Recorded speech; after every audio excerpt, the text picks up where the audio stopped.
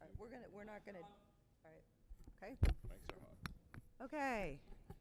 Can y'all hear me? Yes, no? Nope. Test 1, 2. Seemed very echoey. Good evening. Oh, there we are. Okay. Um,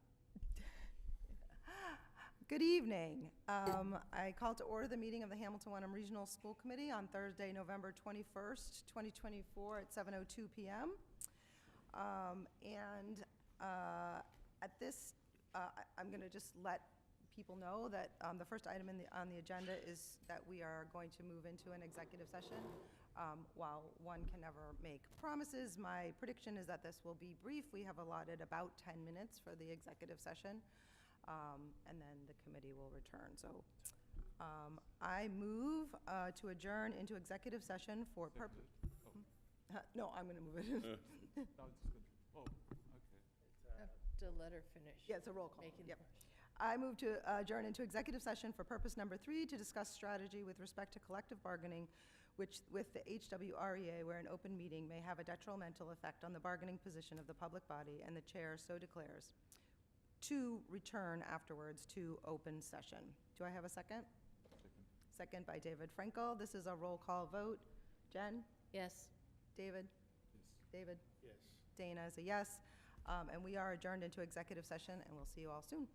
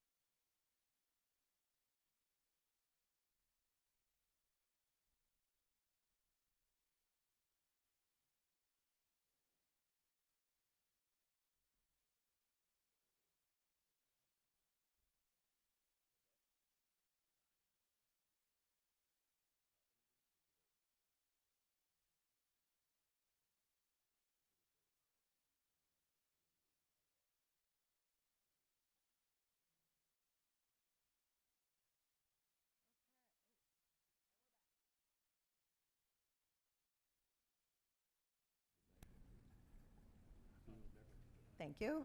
All right, and we are back in open session. Thank you all for your patience. And now I will invite you to join us in the Pledge of Allegiance.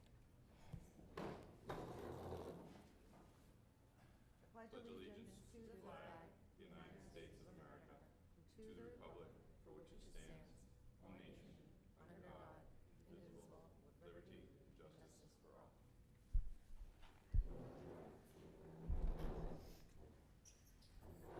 Okay. Next up on the agenda, we have an opportunity for citizen comments. This is a chance for you, the citizens, to be heard, and the chance for us on the committee to listen.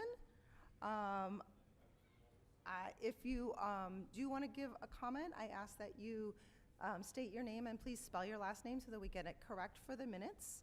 I am going to ask someone to be a timer, and you'll have 3 minutes, and I will stop you at the end of the 3 minutes, just so you know. And I think I covered it. Okay. If you are in the room and you'd like to present a public comment, please approach the podium. Welcome. Does this go like that? Yeah, make sure. So can I ask permission to go 30 seconds over? I have something that's written. I will not go beyond that. I can talk in 3 minutes, but you probably won't understand me. So permission to go 30 seconds over. I don't think we have a ton of people giving comments, if that's okay. Okay, but in general, I know in general. 3 minutes know. is the limit. That's why I'm asking Yep, up go ahead. front, if that's okay. Deb Safford, SAFFORD, Hamilton. You kindly say that you appreciate the public showing up at meetings, and yet when we stand here and speak, it feels as though we're just speaking into the airwaves. Since you all have volunteered to be the representatives of fellow Hamilton Wenham residents, it would seem appropriate to engage with comments. As a society, we have grown increasingly divisive and unable to hear outside of our own echo chambers. When people show up and stand up for a different view, they're entering your echo chamber. It would better represent the community if doing so was actually then incorporated into the discussion. Since we could only speak before the presentation yesterday and not during and after it, I come back with a few points. First, equity. This key buzzword is pitched to voters' emotions to approve the large consolidated school. Equity is equal outcome, not equal opportunity, which is our Constitution's goal. The only universal forms of human equity are birth and death. We are intended to be unique. We used to celebrate diversity, but that was only in culture and skin color, not diversity of opinion, skill, interest, capabilities, etc. Now the word is equity. But how can we be diverse and have equity? How does a new, shiny school actually provide equity in education? Shouldn't we be focused more on outcomes? Does a building provide equity just because everybody goes there? Well, some will have a male and some a female teacher. Some get the morning light, others the afternoon. Some will walk the hall length and others will have just the first room. It feels a bit shallow and surface considering we go to school to learn and grow. Shouldn't our children and families be more resilient than worried about who gets a renovated or a new building? When kids grow up, they surely will remember a teacher who inspired them, not the space they learned in. Second, the disturbing rise in neuromental behavior issues. Has anyone investigated the impact of 5G Wi-Fi wiring in the schools? The increasing use of technology in all of education? Has anyone looked into the COVID response? The curriculum of confusion about sexuality? Maybe the social emotional learning strategy versus traditional content is actually unsettling for children. I don't know. But I ponder this rising issue talked about yesterday and wonder how being in a large school will help a child's sense of security and well-being. The nod to calling the wings on the 3 floors neighborhoods shows the value in the current school infrastructure. Third, why are the schools in such ill repair? Why were the current schools not better maintained? Or was it always somehow envisioned that there would be a consolidation to give Winthrop back to Hamilton so it could be developed? A position that as a 30-year resident I never heard the public agree to, but have come to understand is the prevailing view of the few in our local governance. and was frequently encouraged by Mr. Tracy at the select board meeting when the lease was not renewed at Winthrop, but was for Cutler. It feels like this could be a situation of create a crisis and then provide the solution where residents are corralled into doing what you want them to do, similar perhaps to the fields. Fourth and final, since I know yesterday's meeting was at a high level and today's is more detailed, I'm asking, really begging for truth and accounting for what is to come. Budget conservatively, which means for more than you think so you don't have big pops like we're going to be having. Show actual versus budget instead of budget to budget. Is there a list of projects approved at town meetings that were not executed? If that exists, and if so, why? Maintain facilities, even if there's a dream of change. Stafford, can you wrap it up, please? So we actually will have a choice. We need fiscal accountability, and we also need to know what grants come with 3A strings attached. While I expect this will fall on deaf ears, I am hoping that someone here will understand that many residents are really concerned about the direction of the school district. Thank you. Thank you. Welcome. Jeff Austin, 50 Sharon Road. I'm here tonight as a concerned resident to address the school board's inability or unwillingness to present a fiscally responsible plan to renovate and maintain our 3 small neighborhood schools. These schools are not just physical structures, they are cornerstones of our community and provide the best environment for our youngest learners. Yet instead of committing to a solution that respects residents' desires and fiscal responsibility, represented by the school's very own survey, the board has prioritized a costly consolidation plan to build one massive, unnecessarily large school on the Cutler site. The school board has argued that the consolidation plan is necessary because we are outgrowing our current schools. However, the data indicates our school population is actually declining. This flawed reasoning undermines trust in the board's decision-making and further highlights the need for alternative solutions. Years of poor maintenance and management have contributed to the current challenges facing our schools. However, that does not justify the decision to abandon them altogether. Creating a thoughtful plan to renovate our existing schools may require significantly more effort, creative solutions, and time, but it's a necessary exercise. The proposed ED plan inflates renovation costs with excessive and unnecessary requirements, making responsible renovations seem unattainable. This leaves us with only one option, a large consolidated school that residents have clearly stated they do not want. Why is the board prioritizing maximizing state funding over developing a solution that aligns with our town's values and the proven benefits of a small school? I also want to ask the board, what happens if the town votes this plan down? What is the contingency plan to ensure that we still have safe, functional schools? This lack of preparation is deeply irresponsible and the town deserves better. It is worth noting that key project leaders advocating for this consolidated mega school are not residents of our town. It is easy to promote a massive, costly project when you are not the one to shoulder the financial responsibility. This dynamic makes it even more critical for the board to listen to those of us who live here, pay taxes here, and want what's best for our children and our community. Lastly, I must address the structure of these meetings.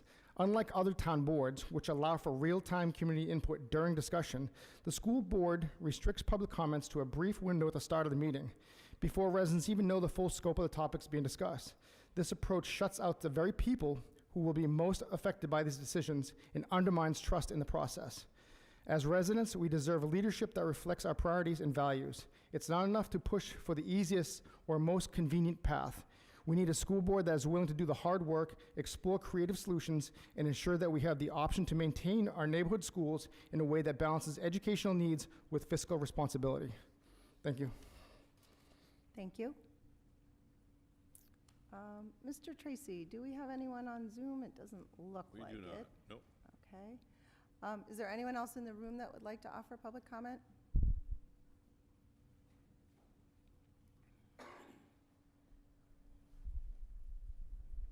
Good evening. Yeah, Sandy Fisher, Fisher. I don't have prepared comments. I just listened. I've been to many meetings. I do want to echo what Deb Safford has said, what Mr. Austin has said. Those views are shared by so many people that I have spoken with. Not everybody can come to a meeting like this, but I agree totally with what they've said. Thank you. Thank you. Need her address. She didn't give her address. Oh, I'm sorry. Ms. Fisher? I'm sorry. I'm sorry. Just for the minutes, I don't think you said your address, or if you did, I didn't hear it. Three Brook? Oh, Greenbrook, okay. Thank you, I appreciate that, and sorry. Okay. Looks like we still have no one on Zoom. Is there anyone else in the room that wants to offer a public comment? Okay. At this point, we will close public comment. Zoom is closed. All right, and next up, we have a review of a portion of the school committee protocols. I think, Trent, would you be willing to read a portion of that? Indeed.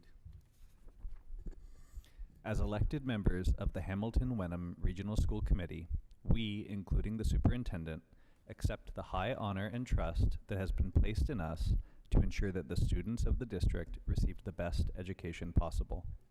To that end, we hereby commit to the following in the conduct of our business. 5. If an individual school committee member receives an email relevant to overall district policy or operations, they will forward it to the full school committee and the superintendent. Thank you. And David, would you read a portion of the mission statement, please? Pardon me. The Hamilton Wenham Regional School District School Committee's mission is to ensure our schools create graduates with a passion for lifelong learning, together with the critical skills needed to maximize their potential. The Hamilton Wenham Regional School Committee will lead and inspire a district that attracts and retains high-quality educators by acknowledging and respecting their expertise and professionalism. Thank you. Next up, we are fortunate enough to have our one of our student representatives here this evening, Emmy Pitkin. And take it away, Emmy, when you are ready. Sign on. Okay.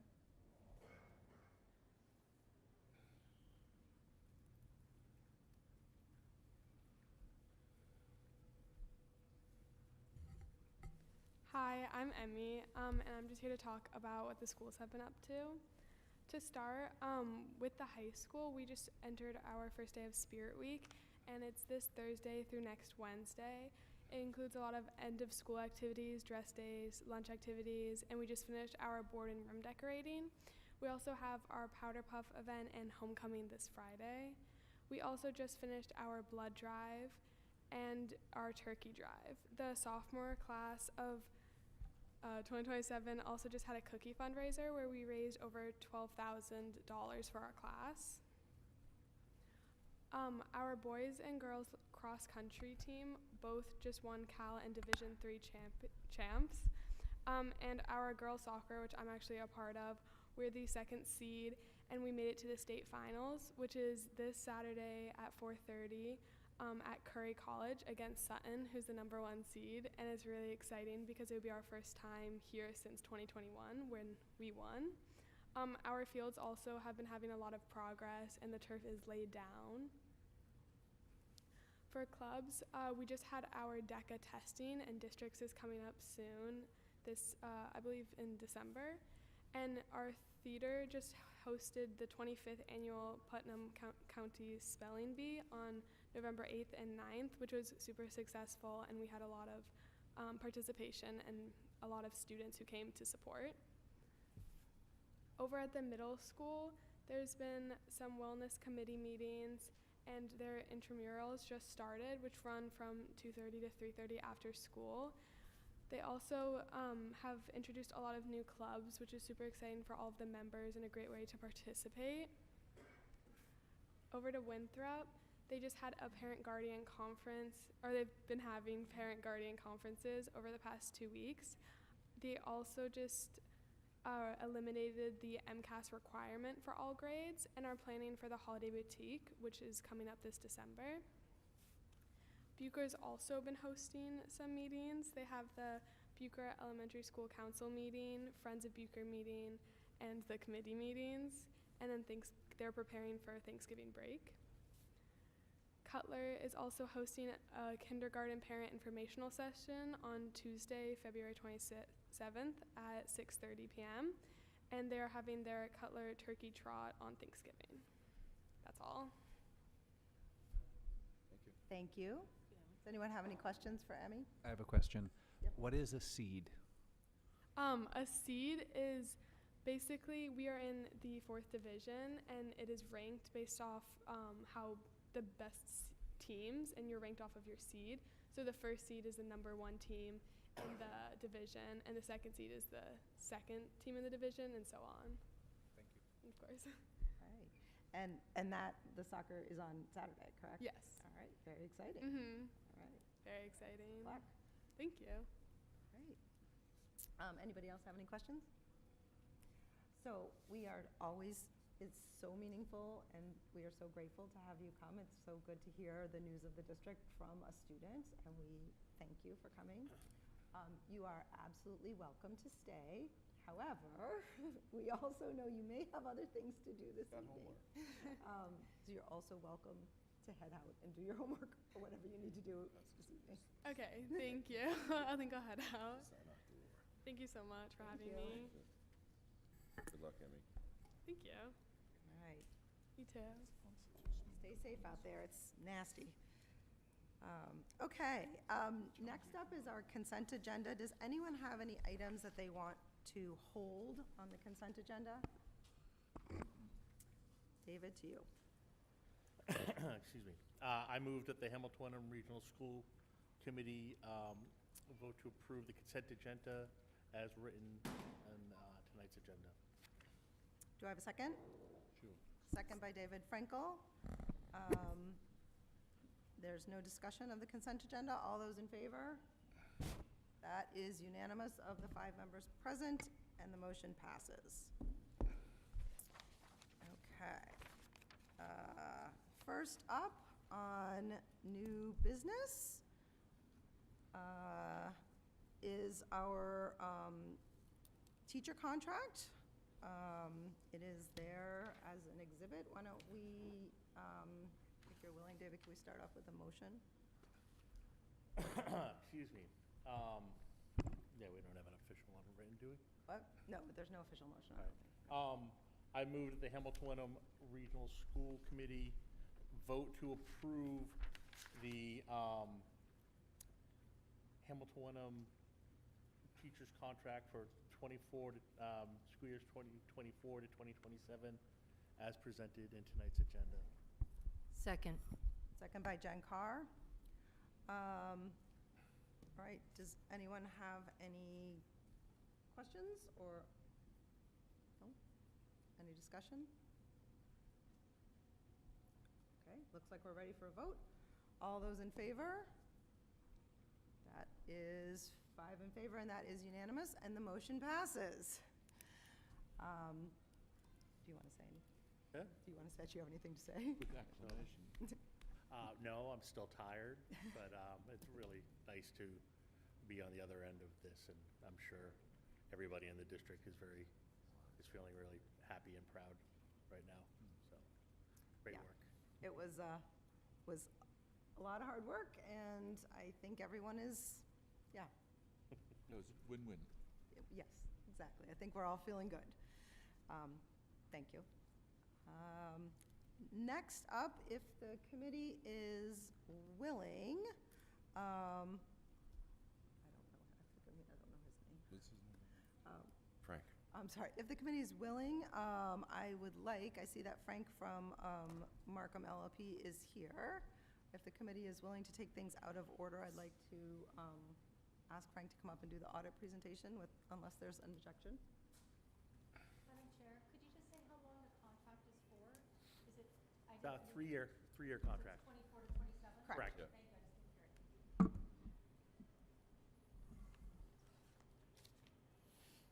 I just didn't hear it. Yeah, that HDMI cable will plug into here.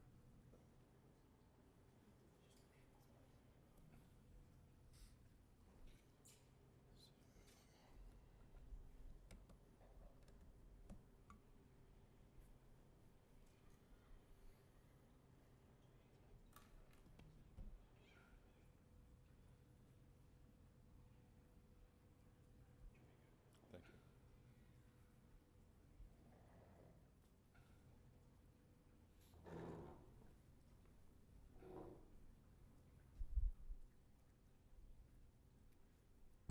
Okay, thank you very much for having me here tonight. appreciate the opportunity to present the results of the 2024 audit. Vinny had mentioned, I think it might have been in the agenda, that I'm from Markham, and it's been an interesting year for us. Gone through 2 mergers. Markham was the first one, and November 1st we went through a second merger, and that's why you're seeing CBIZ up here on the screen. So we went from Powers & Sullivan to Markham, and now we're CBIZ, 7th largest CPA firm in the country. So we went from Powers & Sullivan, which was a small, like 30-person firm, to Markham, which was a big, like the 11th largest firm in the country. And now Markham is combined with CBIZ, which is a publicly traded company, to become the 7th largest CPA firm in the country. So it's been kind of an interesting road for us, and going through a lot of integration, and it's been a pretty exciting ride. But anyway, I'm here representing CBIZ tonight as your auditors, and just thought I would run through the presentation. Just like to start off by thanking the team, Assistant Director of Finance and Operations. Did I get that right, Vinny? Assistant Superintendent of Finance and Administration? Correct. Now? Okay. And District Accountant? Yes. Is that correct? Maura, yep. Maura, was really integral to getting the information that we needed, and we had very good cooperation and assistance, as we normally do. We had a new portal, and everybody adapted to the new portal, which I think was an improvement. It allows us to help manage like the information flow, and we're able to transfer files securely too, which is great. So they did a great job putting a package together for us, and no issues related to cooperation, getting answers to our questions, or getting the information that we needed. So we really appreciate all the cooperation and assistance that we received. Just like to start off by going over some required communications. Principal objectives of the audit are expressing an opinion on the financial statements. We perform the audit in accordance with auditing standards generally accepted in the United States of America, and also government auditing standards. We're responsible for planning and performing the audit to obtain reasonable assurance that the financial statements are materially stated, free of material misstatement, and fairly stated in all material respects in accordance with generally accepted accounting principles. Management is responsible for the preparation and fair presentation of the financial statements. Significant accounting policies. Management is responsible for the selection and the appropriateness of accounting policies. You can find the significant accounting policies that the district follows in note 1 of the financial statements. There were no new accounting policies that were adopted during the year, and the application of existing policies was not changed.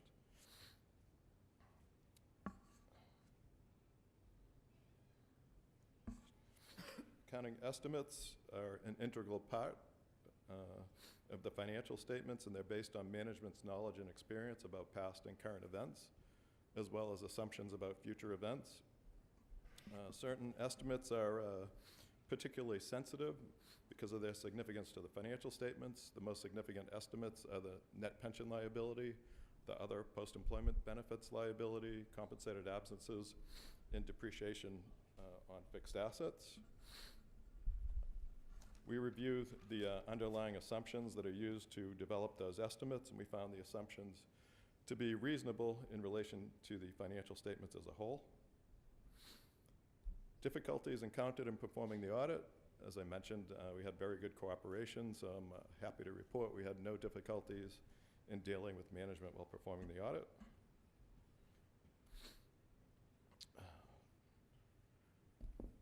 Disagreements with management. Our standards define a disagreement with management as a matter whether or not resolved to our satisfaction concerning an accounting, reporting, or auditing matter that could be significant to the financial statements or the auditor's report. And again, I'm happy to report that there were no such disagreements with management that were noted during the audit. And that takes me to the audit results. So we were able to issue an unmodified opinion on the financial statements. That's the best you can get. It's a clean opinion. It means the financial statements are fairly stated in all material respects in accordance with generally accepted accounting principles. Reporting deadlines were met. The information that we received was accurate. We received timely responses to our inquiries, and there were no significant deficiencies or material weaknesses identified during the audit.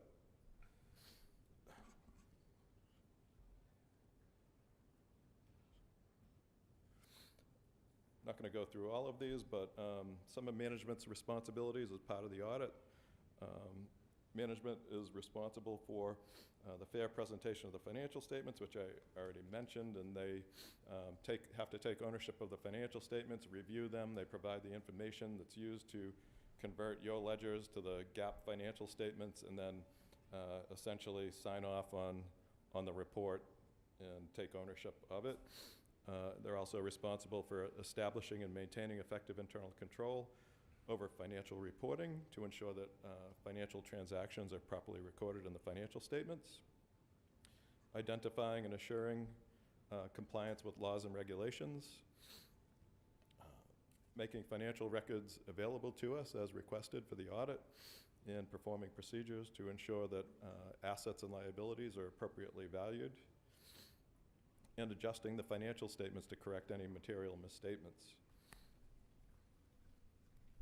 What are our responsibilities as the auditors? Well, mentioned it before, we're responsible for expressing an opinion on the financial statements.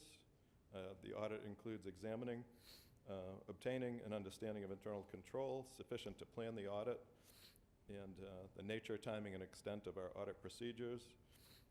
It's not designed to provide assurance on internal control or to identify reportable conditions.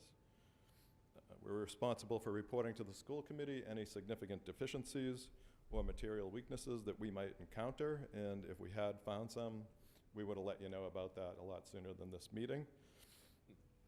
We're responsible for communicating those matters that come to our attention during the audit. And there were no concerns or issues that we noted during the course of the audit. So those are the required communications. I'd like to just run through some financial highlights for you, get through that pretty quickly. General fund balance, total $10.8 million at the end of the year. Of that, $1.4 million was non-spendable, and that relates to prepaid tuition. Another $962,000 was reserved for encumbrances, and then you had another $2.3 million of E&D that was voted to fund the 2025 budget. And that left you with $4.4 million of unassigned fund balance, and that's about $200,000 less than you had in the prior year.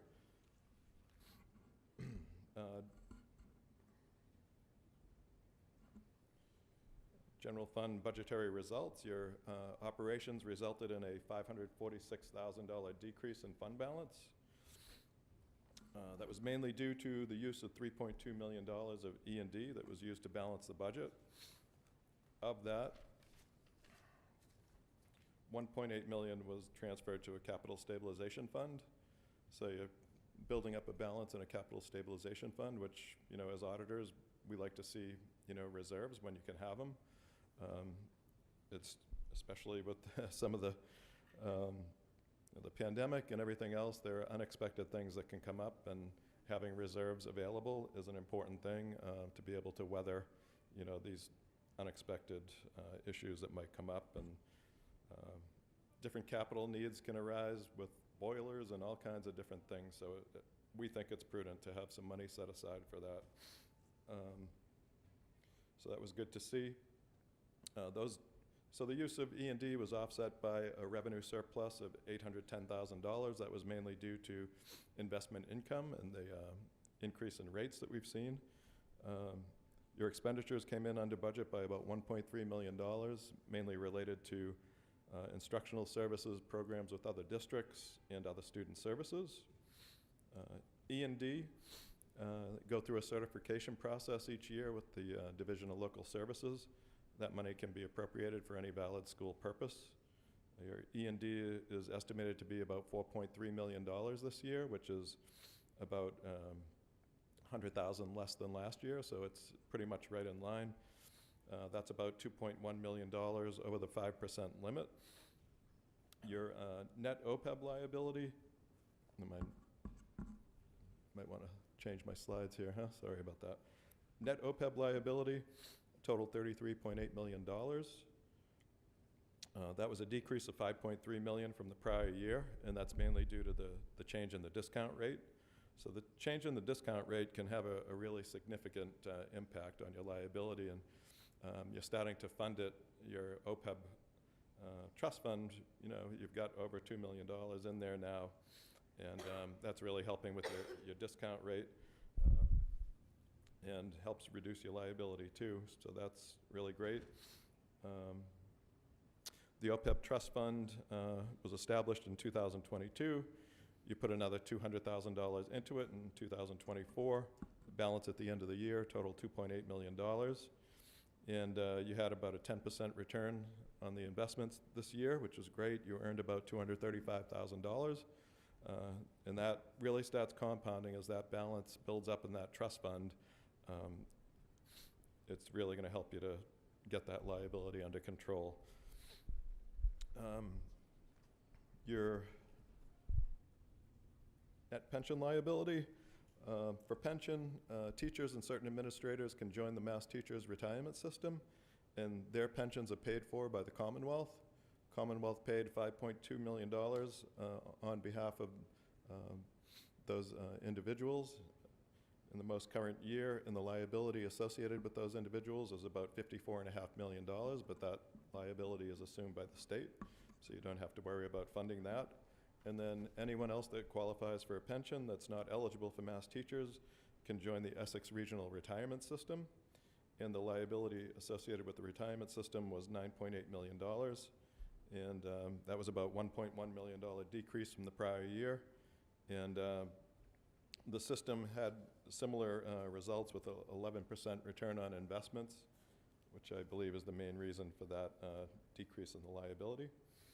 And the last slide relates to the single audit. And the single audit is an audit of federal awards. So if you expend more than $750,000 in a year of federal funds, then you qualify for what they call a single audit. And that means that we have to go in and perform a compliance audit on your federal awards. And the expenditures, you had $967,000 total expended in federal funds, so you were over that limit.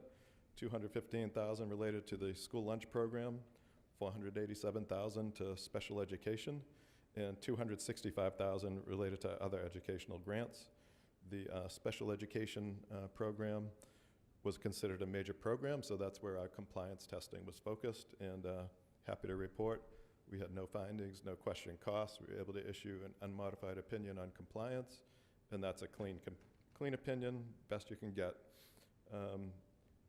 In the next, I think, year or two, the limit for the single audit is supposed to go up to $1 million. So depending on what happens with your federal funds, I mean, right now you're right around $967,000. If those expenditures come down, when that threshold goes up, you may not need to have a single audit. So something to keep in mind. You're like really close to that threshold, so we'll see where things shake out in the future. But overall, we, like I said, had great cooperation, and the audit, went very well from our standpoint. So I think it was good results, and appreciate all the cooperation and assistance that we got. Thank you. You're welcome. Thank you. Anyone have any questions? Vinny? When does the $1 million threshold for the single audit take place? Is it? Yeah, I don't remember the exact, it's in the next year or two. I can get back to you on that, Vinny. Sure, yep. Okay. All right. Thank you very much. Oh, my pleasure. And Vinny, thank you for your work. Appreciate it. Very appreciate it. Thank you, Frank, for the work of you and your team. Appreciate it. Thank you, Vinny. I appreciate that. All right. Thank you, and drive safe out there in the Okay, well, rain. have a good night. Good night. Thank you. Okay. Oh. Thank you. So back on here. Okay. So we're going to go back up. Yep. Enrollment. Okay, so just so everyone, as you're following along on your agenda, we went a little bit out of order, so now we are up under new business, item B, class size report. And to you, Mr. Tracy.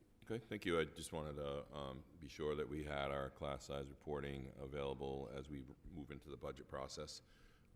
This is usually right around the same time each year, we release a report based on our October 1 submissions to the Department of Education. That's one of 4 times annually that we submit data to the state, and it's the basis for any of the calculations that the state does throughout the rest of the school year. So when they're looking at numbers, they specifically target that one date as the school district's numbers, because they consistently shift around with kids moving in and moving out. So we're currently serving 1,669 students in district, and that's a giant increase of 4 students from last year. As you know, we've been on a steady decline. It's been a number of years where the enrollment has gradually ticked down and accelerated during COVID, and we're seeing a little bit of bounce back at the secondary level. This year we've added 18 students to the secondary level, 13 of them at the middle school, and 6 at the high school, and then really tried to put out all of the enrollment classroom size figures along with this report, so you can see how they compare across the district. So when you're looking at some of the shifts, this also includes average sizes. On my memo, the average size is specific to 18 across the entire district. So when you're averaging the entire district, the academic classes, you're looking at 18 students in a class. And then when you're looking at the district enrollments overall, this chart, I put it in there so that everybody could see it. It goes from 2013 to current. These are all October 1 specific dates. So this is something we track year over year, which allows us to keep an eye on where classes change and where classes shift. And one of the examples I gave in the memo was about the 2023-24 7th grade class had 116 students. This year, a year later, they now have 120 students. So we track year-to-year changes and changes overall in the groups of P to 5, pre-K to 5, 6th to 8th grade, and 9th through 12. We don't generally average in our L's because they're such a small number. So when you average 1 into 16, 18, and 20, it drags the average down dramatically. And same with our special ed classes. They're really small, so we generally don't average them in, but they are included on the reports that are attached in here, and each report is, use this was an example, the Bucher report. Teachers, the number of students they have, the classes they have, and then on the side, the averages, including what's different on the individual reports is we include art, music, PE, health, and library. Those are included. So the averages do change slightly with the addition of the specials, because there are oftentimes more kids in specials. You see that at the high school as well. When you see kids go into, say, concert band, they can have 30 to 35 and 40 kids in the class. So it throws off the averages a little bit when you're starting to look at those specific specialized classes. And that's it in a nutshell. I just wanted people to have it so that as we look through the budget development, the budget development process over the next 3 months, that we have this to refer to. So I'll take any questions if anybody has any.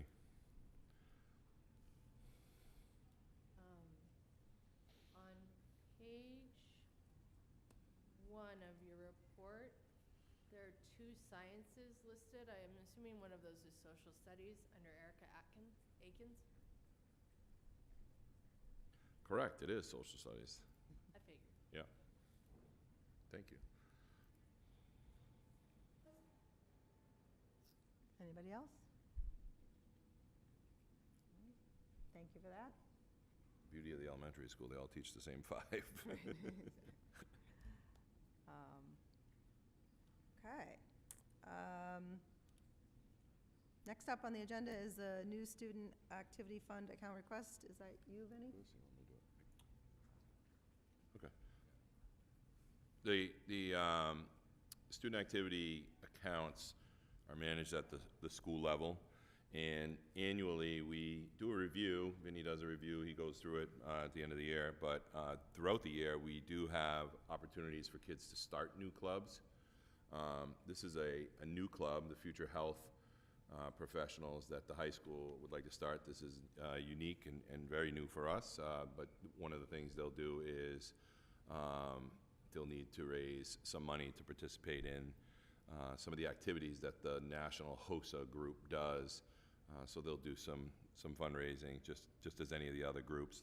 So we're just requesting permission from the school committee to add this HOSA Future Health Professionals Club into the student activities accounts this year.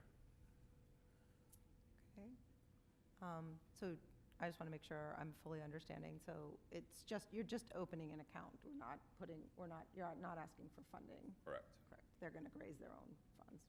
Would just be an additional Yep. subsidiary Yep. account. Just make sure I understood. So exactly, can you explain it a bit more about what they mean? Did I hear correctly, future health professionals?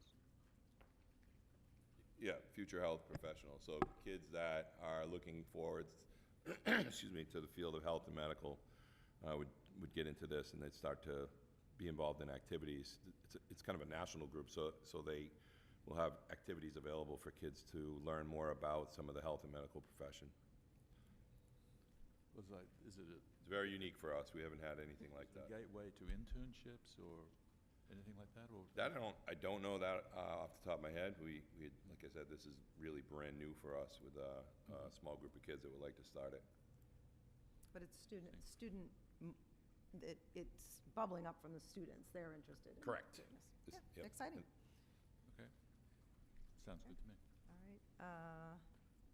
So is the name HOSA Yeah. or HOSA, H-O-S-A. It's Future Health actually, Professionals? Or is that right, whole the future, thing? yeah, that's the whole name. Okay. Okay. I move that the Hamilton Wenham Regional School Committee approve the new student activity fund for HOSA, the Future Health Professionals Club at the high school, as stated in tonight's agenda. Second. Second by Jen. Is there any further Was discussion? this run last year unfunded? No, when I talked to Brian, this is new. I thought there was something similar last year. The only reason I'm thinking that is because I gave money to them last year. Oh, where'd I don't think go? it was called HOSA. I think they were calling it something else. Maybe it's a different club, yeah. Yeah. This is brand new for It- this year. Yeah, it was just something similar about health sciences and that type of thing. At least I thought so. I could be wrong. Okay. All right. Anything else? All right, looks like we're ready to vote. All those in favor? That is 5 and is unanimous of the 5 members present, and the motion passes. Thank you. I hope that someday one of our student representatives will update us on that new club. Sounds interesting. I'll get Dante on it. Yeah. Next up, back to you, Eric, on ESP staffing request. Thank you. This is a request for a new 1.0 FTE ESP, Educational Support Professional, for a 9th grade student at the high school that has moved into the district with an IEP that requires a one-to-one professional.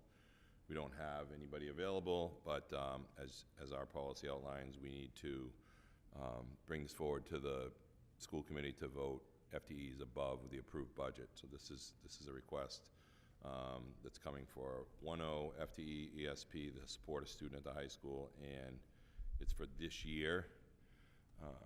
That's what this vote is for, and then if the student remains in the school district, it would just be brought into the FY26 budget. So right now, we're able to pay this out of what they call the 240 grant, which is a special education grant that we get from the state. You want to start us off with a motion, David? Sure.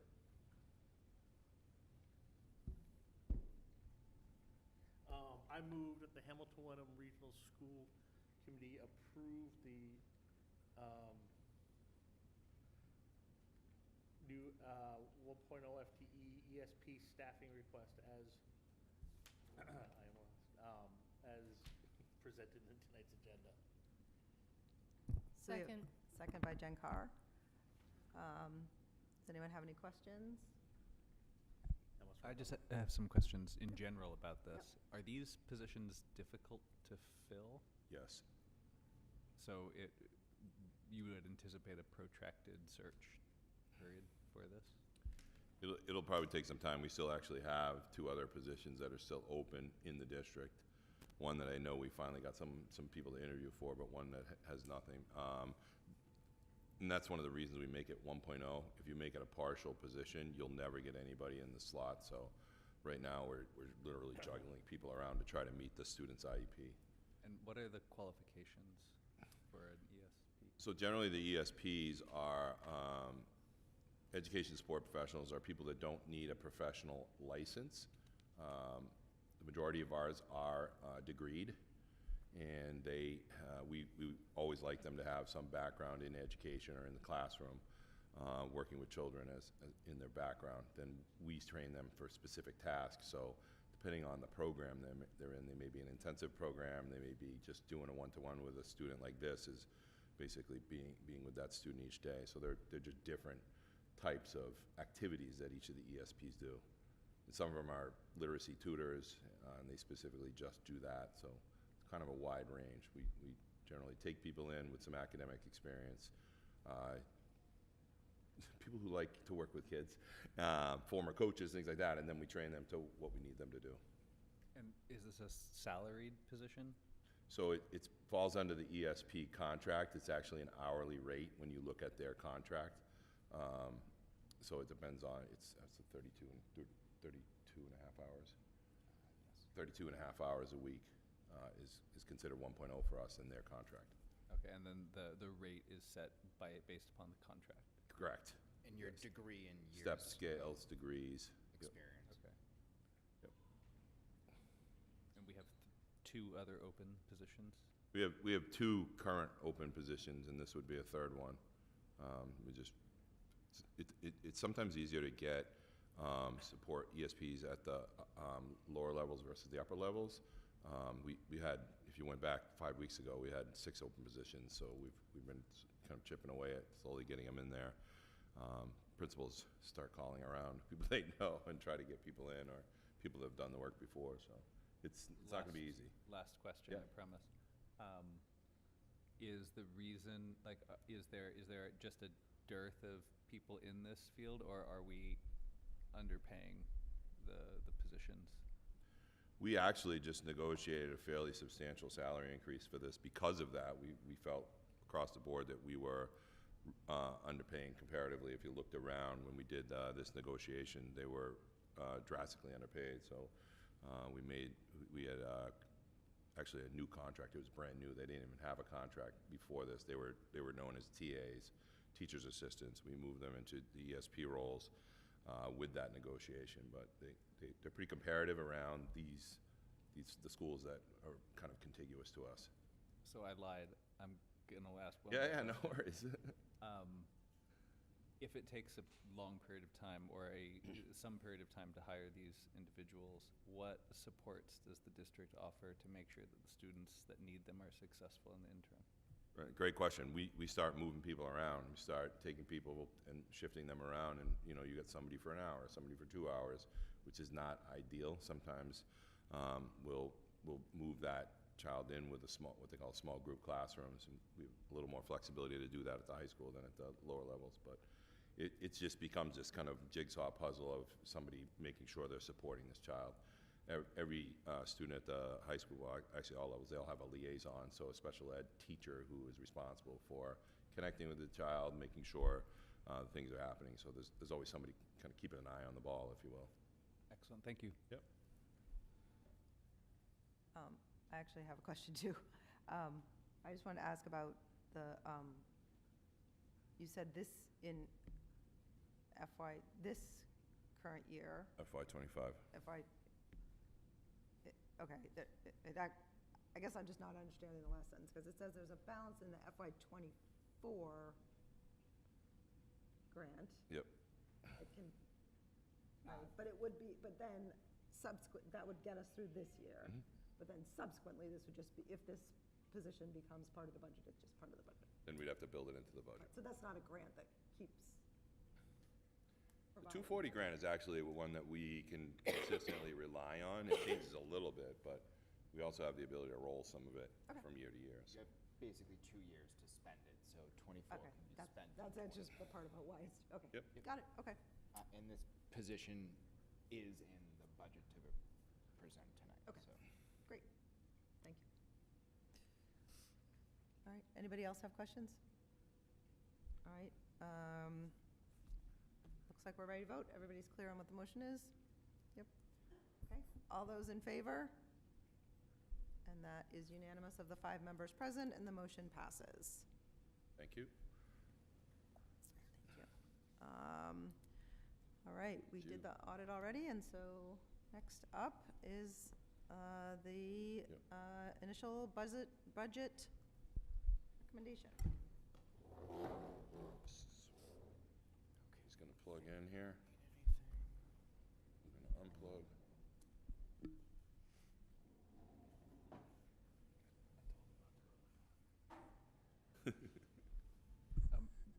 Do you all mind if I shut these? No, please, go ahead. Want me to catch the other one? Breezy over here. It's a little chilly. I'm freezing.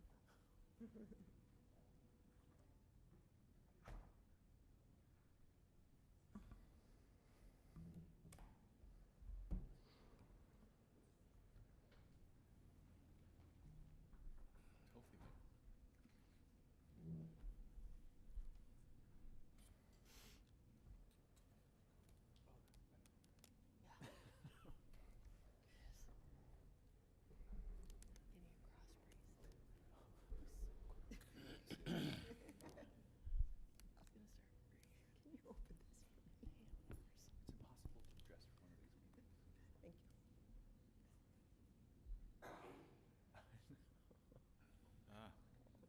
There he is. No, it's the best part of the presentation. Yeah, can we just focus on that for the next half hour? Exactly.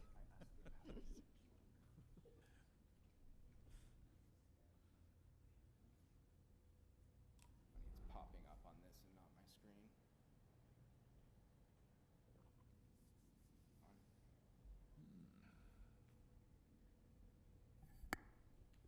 All right, I gotta come over, sorry. Can't see around corners?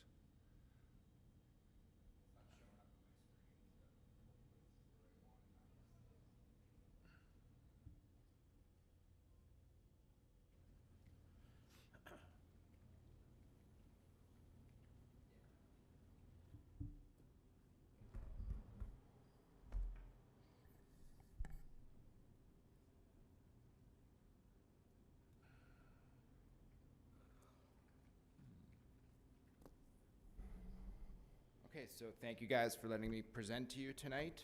This is the first look at the superintendent's preliminary FY26 budget recommendation. For those of you who were here last night for the quintuple board meeting, there will be some repetitive stuff, but tonight we're going to dive a little bit deeper into the numbers. The first 2 slides I did go over last night, but I will go over again for some members who were not here last night. So when building the school district's budget, there are many things we look at. The most important ones are listed here. Obviously, our collective bargaining agreements is really the bulk of where the information and the numbers come from. Here is where we find our COLA adjustments for the year, any of our step increases or our column and lane changes. Our retirements and our staff turnover is where we look for salary savings through the budget process. Historically, when an individual either retires or there's staff turnover, there's a tendency that that individual is a more seasoned, deeper in the salary schedule employee. When they retire or there's turnover, historically we have a tendency to hire somebody who's less seasoned and kind of higher or in the salary schedule, receiving less of a salary. So we realize salary savings through our retirements and our staff turnover. Historically, in the budget process, health insurance has always played a major role. Recently, there have been drastic hikes in our premiums, which are driving up our costs. However, for the FY25 budget, we were able to negotiate a rate that was half of what we budgeted. Because of those savings, they roll over into FY26. And for FY26, there really isn't much in terms of a health insurance increase. So that is good news, but it is definitely an item that drives the budget up most of the time year to year. Next would be our transportation costs. For FY26, we do not have a valid transportation contract that ends this fiscal year. In about the February or March timeframe, we will issue an invitation for bid for a new 3-year contract. Historically, the first year of the contract is a little bit bigger of an increase than the prior 2 years, so I have put in an estimate on what I think that should be, and that is incorporated into the budget. The next item is our out-of-district tuitions.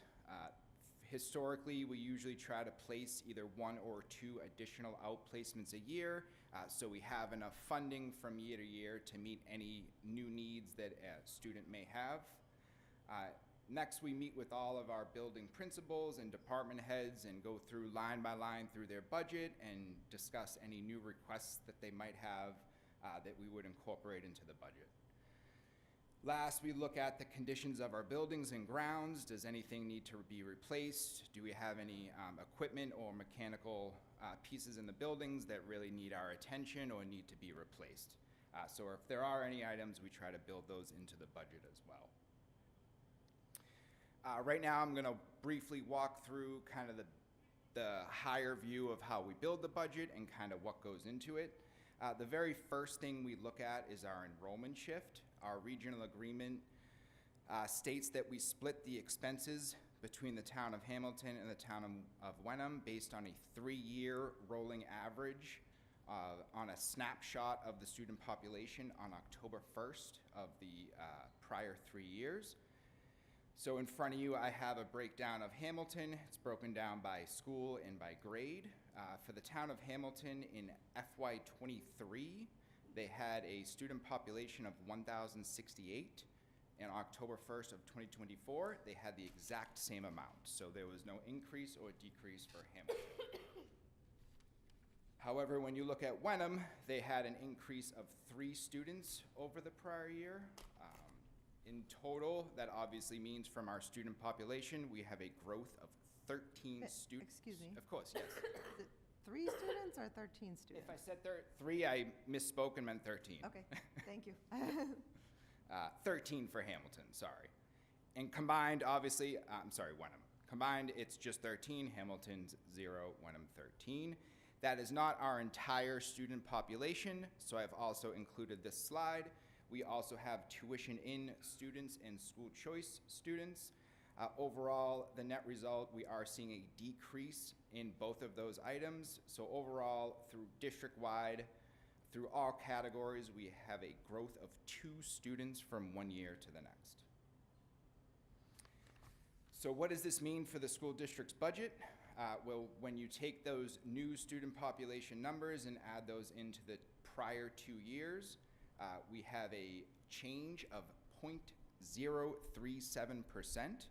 So we have a new 3-year rolling average of 65.92% for Hamilton and 34.08% for Wenham. So what does that mean? Well, if we were going to have a completely level funded budget, meaning we don't raise our expenses from one year to the next, our budget stays exactly the same, it would still result in a decrease to Hamilton of $130,000 and an increase to Wenham of the exact same amount.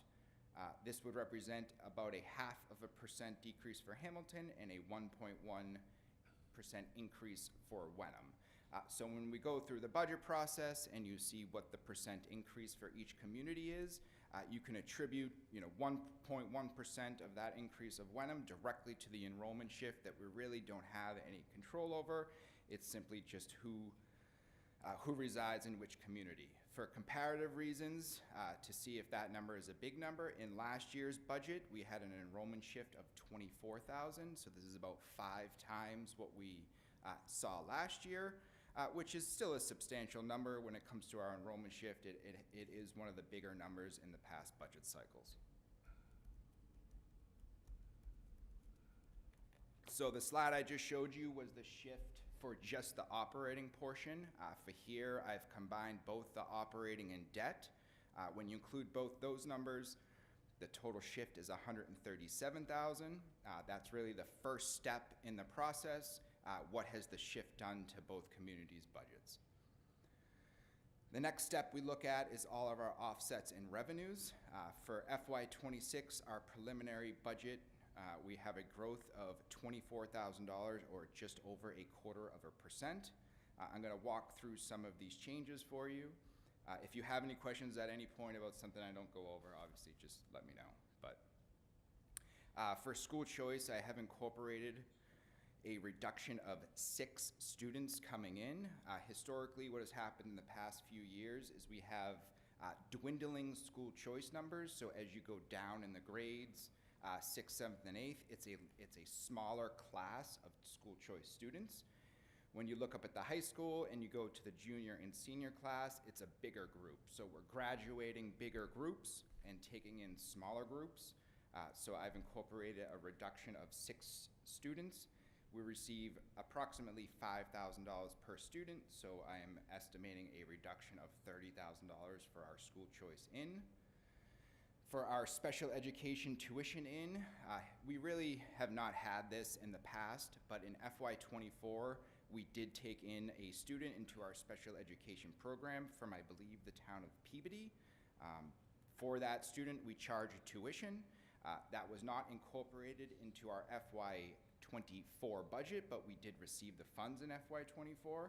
So those funds were built into our FY25 budget. However, for FY26, we do not currently have a signed contract with any community. So at this time, we have dropped that down to 0. That might change before the final budget, but at this time, we do not have an agreement with any other community. Our Title I has dropped significantly in our entitlement, and we have also rearranged the grant to cover different types of expenses. So we are unfortunately recording a reduction in our Title I grant by approximately $30,000. Our circuit breaker offset, for those of you who might not be familiar with what circuit breaker is, the state of Massachusetts does reimburse districts for a portion of their special ed expenditures. There's a formula on how they come up with the amount. With increasing special ed expenditures, we're obviously going to see an increase in reimbursements. In addition to our increase in expenditures, the state is actually kicking in a bigger percentage. They don't give you the whole thing. They obviously just give you a percent of it. That percent has increased. So for us, we are seeing a pretty substantial increase of $225,000 that will come directly off the town assessments. Next is our Chapter 70 base aid. Historically, our budgeting practices is for Chapter 70 to set our next year's budget amount equal to the amount we received this year. The state does have a hold harmless clause, so they historically don't reduce your Chapter 70 aid, so us setting it equal to what we received this year is kind of a conservative approach to make sure that we don't have a revenue shortfall next year. This year, we did receive an additional $170,000 that we are carrying into FY26. Medicaid reimbursements have really been volatile over the past few years. A student has to be both special ed and low income to be eligible for Medicaid reimbursements. In addition, we have to have staff that have certified to be Medicaid reimbursable. That has gone up and down in the past 5 years. I have set our amount for FY26 equal to the amount we received in '24, similar to what we do with Chapter 70. Unfortunately, that represents a drop of approximately $40,000. Next up is our interest income. As you heard Frank mention during the audit presentation, we received an additional amount of interest income this year because of rising interest rates. I am carrying that forward a little bit for FY26, where we're seeing a growth of about 17,000. The next two items are around our excess and deficiency that I will talk a little bit about later on in the presentation. But from FY25 to FY26, we are seeing a drop in our excess and deficiency by about 215,000. That is set directly off our E&D that is offset by expenses. We have not done anything with the E&D return to the communities. If you all remember, that $773,000 number was the number left over from COVID in 2020, where we were informed that the state was going to reduce our Chapter 70 funding. So we went through this whole process of reducing our budget, and at town meeting, we promised that if we did in fact receive that funding, we would return it to the towns, and we've done that every year since, I believe, 2021. And then last, we have our premiums on debt. And this one is funny to me. When we go out and borrow money, they actually pay us to borrow the money, and then we pay them interest. Really doesn't make sense to me, but because we went and borrowed money from a bank, they cut us a check. Next year, we will be borrowing less money. This is directly related to the turf field project. Every year, we pay down roughly $1 million. As you reduce the amount that you borrow, they're going to reduce the amount that they pay us. So for FY26, we have dropped that amount by approximately $34,000. So in total, again, that means only growth of roughly $24,000. But when I look at this, to me, it doesn't really paint a picture of what's going on with our revenues, and that's because of the E&D. The E&D is one-time money. So what I've done here in the next slide is just remove our E&D and that drop in E&D to help kind of display what is really happening with our revenues. We are seeing growth of more like 3.5% or roughly 240,000. So again, this is just the same chart, but removing the E&D off of it. So going back to how we build it, I've now layered in all of our changes in offsets and revenues. So if we were to stop here and again roll all expenses forward, it would still translate into what you see here, a reduction to Hamilton's budget of 0.62 and an increase to Wenham of 1.03. So kind of the next, biggest but last step is incorporating all of our expenses. So at this moment for our preliminary budget, we are seeing a substantial increase in our FY26 budget. This is all in, meaning it incorporates both our operating and our debt service budget. At this time, we're requesting a $3.3 million increase, or roughly 7.12%. So layering that in under step 3, you can see the end result would be an increase to Hamilton of just over $2 million, or just under 8.25% increase, and an increase to Wenham of $1.2 million, or just over 10%. So here I've tried to break out what that means, both inside and outside the levy limit, based on the town of Hamilton and Wenham. They're operating in debt. It really is the same chart before, just in a different format. So next I'm really going to dive into the numbers and what's changed, but I'll just stop and let you ask a question if you had it, or I can just start going into what's changed from year to year. On page 9, the facility rentals, I know it's not much, but will that be going away once the field project is over? We anticipate that it might go higher. We anticipate that we're going to receive more revenue in rentals from the field. We really don't know how much. That's why we've left it flat. We really need at least 1 year of data before we adjust that number. We really, as you can see, don't make that much money off renting our facilities. If it's kind of an in-town club, we don't charge them. We only charge them if we have to have a custodian on duty. There is no additional rental fee. So we don't really make a ton of money, but when the turf field comes, it might be a different story. Yep.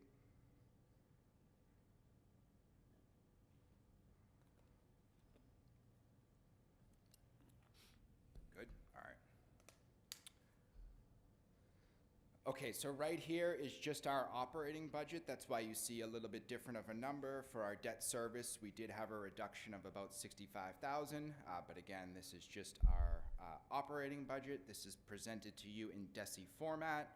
That is what the state of Massachusetts says a regional school district has to present and approve their budget in this format.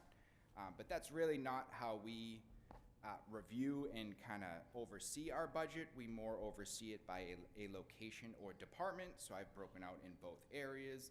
It's the same numbers, again, just in DESI category or by location. So one thing I want to get out of the way before I dive into these numbers, because I don't want to keep repeating it, is the COLA and the step increases.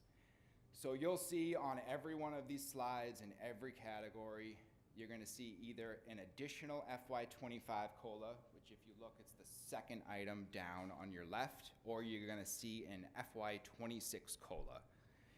So the additional FY25 COLA is where I'm going to start at the moment. So for FY25, when we built our budget, we only had one of 5 of our union contracts settled. So when building the FY25 budget, we really had to anticipate what our COLA was going to be. At the time, we built in a 3% increase. But if you rewind back to this time last year, you were hearing things about Newton and Woburn. Now you're hearing it about Gloucester, Beverly, and Marblehead. So as we built in the 3%, to be perfectly honest, I didn't feel too comfortable about that, so I tried to be conservative in other areas of the budget to help make up for any loss, any reduction in COLA that might occur. So we probably built in about an additional 1% COLA throughout the budget, so we had about anywhere between a 3 and 4% COLA built into our budget. But what ended up happening is we had COLAs anywhere between 3 and 19%, with an average of about 8%, depending on what category you were in, what position you were in, what your degree was, or how many years of experience you were. So it varies widely depending on those factors. So because of that, we are in a $1.1 million salary deficit for FY25. Now I'm not concerned about that deficit for FY25 because if you remember at the end of FY24, you authorized us to prepay out-of-district tuitions. We are going to call upon you for a budget transfer later in the year to move money from our out-of-district tuitions to our salary lines to cover that additional COLA for FY25. But those prepaid tuitions is kind of a one-time thing. So that's not going to be here in FY26. So that $1.1 million is being added in to our into our 26 budget. That's the additional FY25 COLA. But then on top of that, you have your FY26 COLA. That is obviously listed here as your FY26 COLA. When you add in your FY26 COLA to all of our FY26 steps and column changes, it's about another 1.3 million, I believe. So combined between the additional FY25 COLA and the new FY26 COLA, it is about 2.4 million in salaries that is being added to this budget at the moment. If you recall the previous slide, our increase year over year is 3.3 million. 70% of that is directly attributed to the 2 items I just mentioned. If I add in one more item, which is our out-of-district tuitions and transportation, we've accounted for about 3 million of our 3.3 million, which represents about 90% in only 2 items. So I realize that this is a huge change year over year, but when you think about it, not a lot has changed in terms of programs and in terms of positions. We really are just trying to roll the year over and cover our new contracts that we settled with. So I don't want to keep repeating what the COLA amount is on every slide. I'm really just going to try to highlight the big pluses and the big minuses and not review each COLA, but of course, if there is a question about any of it, please don't hesitate to ask. I tried to break out the cost between COLA and steps and stipends, so if there's any questions about those, please don't hesitate to ask. Okay, so for the Bucher Elementary School, we are seeing an increase of $376,000, or just over 12%. For here, the biggest item you have is under the teachers' DESI category. We are requesting a new investment for a .7 STEM teacher at the Bucher Elementary School. You will see this at all 3 elementary schools. So the idea is to split 2 teachers across the 3 buildings, just like we do with our new library specialist from last year, I believe. So you'll see this repeated at all 3 elementary schools. That is, at this time, we're estimating to cost roughly $70,000, and that is a .7 at each school. So under the Bucher Elementary School, for our other teaching services, we are reducing our part-time literacy ESP.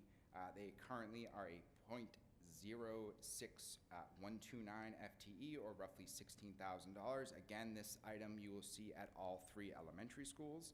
I think about 3 years ago, we added the 2 full-time, it had to have been 3 years ago now, sorry. Either way, we added 2 full-time literacy ESPs and 1 part-time to each of the 3 elementary schools. Now that that program has had a few years to develop, we feel strong that we can eliminate the part-time position and still accomplish and meet the needs of the students. So again, at each of the 3 elementary schools, you will see a reduction for the literacy ESP. In terms of our instructional materials, there has been a request from the elementary school level for additional math support. So we would be purchasing about $5,000 in math workbooks and another $3,000 in supplemental digital materials to help implement some of our math programs. For pupil services, they did request additional bus services for our kindergarten orientation and our 5th grade move-up day. Again, I'm just trying to hit on the big ticket items. In terms of operations and maintenance, we have an agreement with National Grid and Direct Energy and Constellation to provide us gas and electric. We have a 3-year contract that is expiring, I believe, next month. The new contract we received has a 40% increase on the consumption of our electricity and our gas. So you are going to see big numbers on our utilities spread across the 6 locations. For Bucher, that does translate into about a $24,000 increase. I did try to do a 3-year average consumption. Obviously, if we have a colder winter, it might be worse. If we have a warmer winter, we might see a balance left over.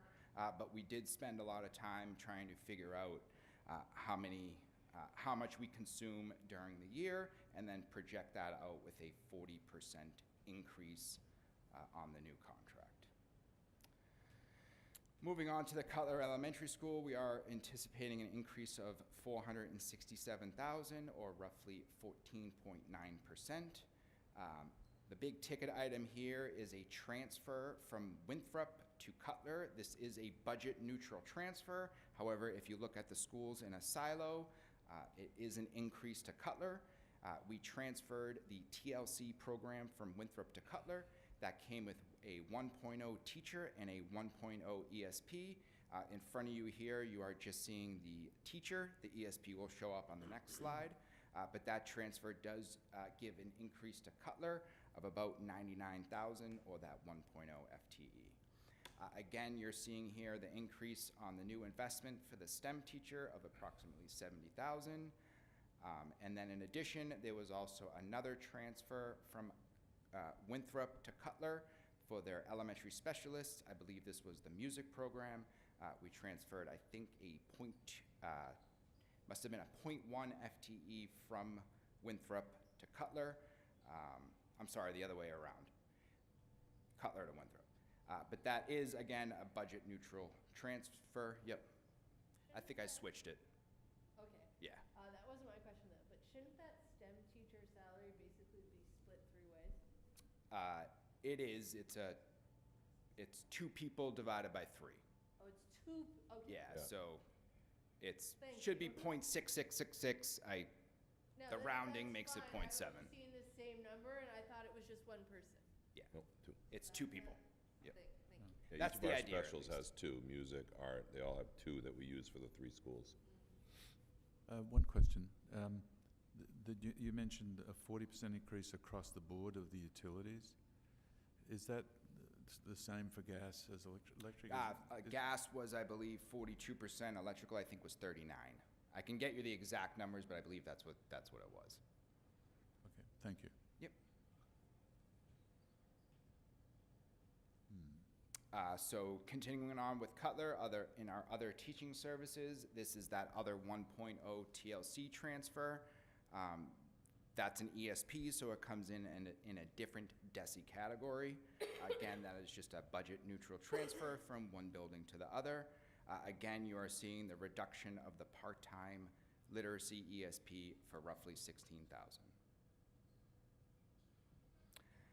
The same thing with Bucher, and you'll see it again at Winthrop, is that additional funding for math workbooks and supplemental digital resources. Again, we have increased costs for our buses for our kindergarten orientation and our 5th grade move up, and again, an increase on our utilities at around $25,000. Moving on to Winthrop, again, it's really a lot of the same that we just saw at the 2 schools. We have our new investment of the .7 STEM teacher that is causing an increase of approximately $70,000. The next big item is the planned FY25 pre-K teacher reduction. So just to give a brief explanation on what happens here, when we build our budget and we realize that we might have a reduction next year, we don't know exactly who that teacher might be. So when that happens, I just set it to usually a Master's 5. That's what we put in as the reduction. So let's just say a Master's 5 is $60,000. I would list a $60,000 reduction. But then when FY25 actually comes and we find out who that actual teacher is, they could be deeper on the salary schedule and we realize additional savings. So that happened. The pre-K teacher that was reduced this fiscal year was $17,000, had a $17,000 higher salary than what we put in. So that reduction we realized this year, so we'll have a residual balance this year, and then that reduction gets carried into FY26. Again, this is the transfer of that TLC program, leaving Winthrop and going to Cutler. Can I jump in on that? I just Yep. want to clarify that. That's an FY25 shift. We did that this year. Just so people know, it's not like we're moving the program. It already happened, so because we did the budget earlier last year, it wouldn't show in last year's budget. So that's I think on the next slide, it shows as FY25.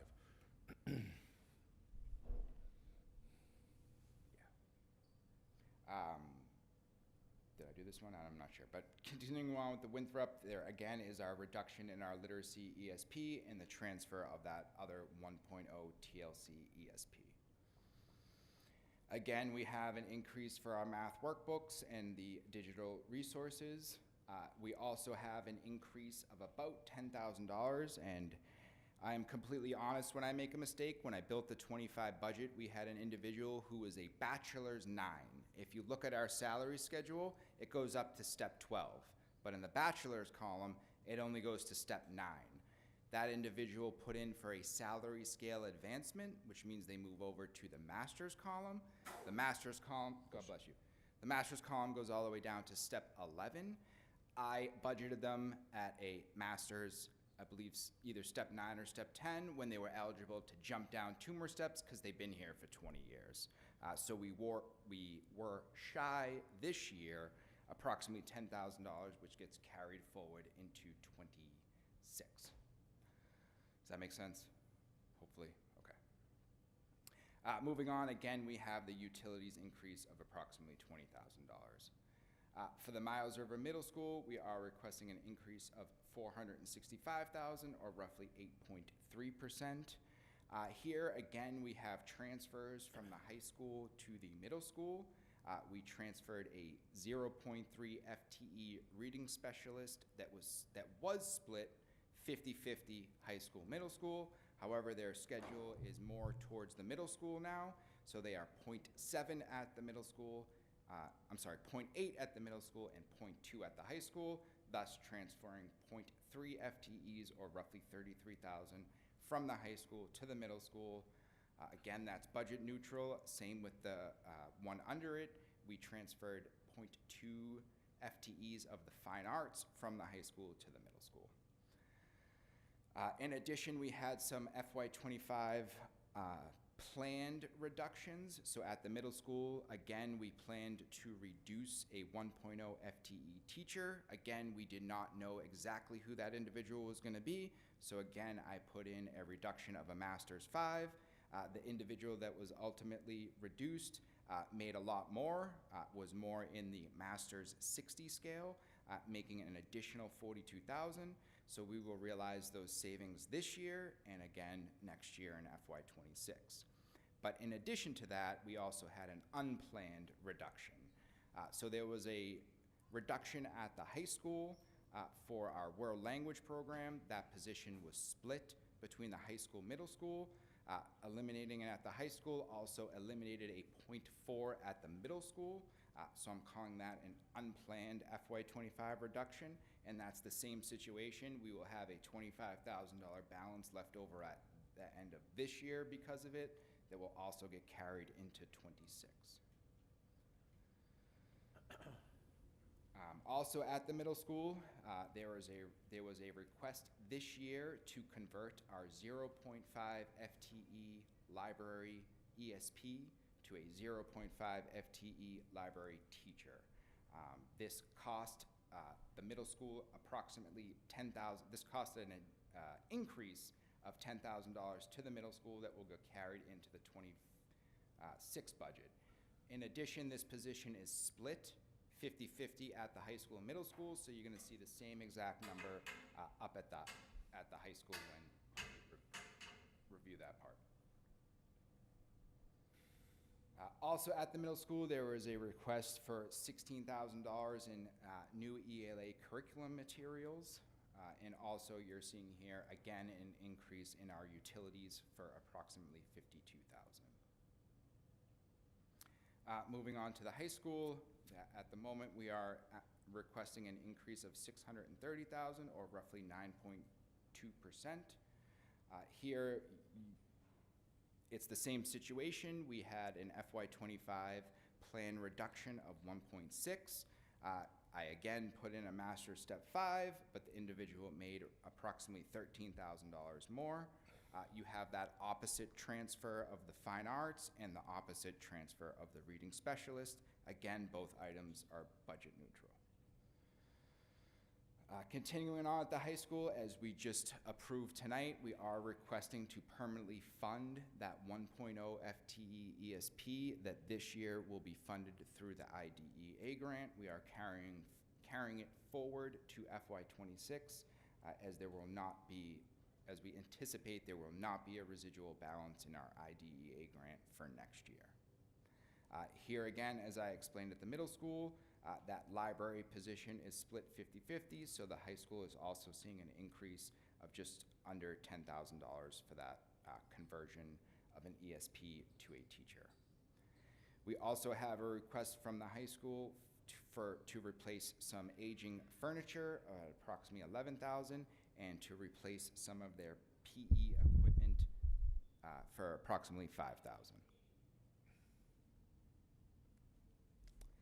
Because of the project going on out in the turf field right now, the graduation expenses for next year are anticipated to drop.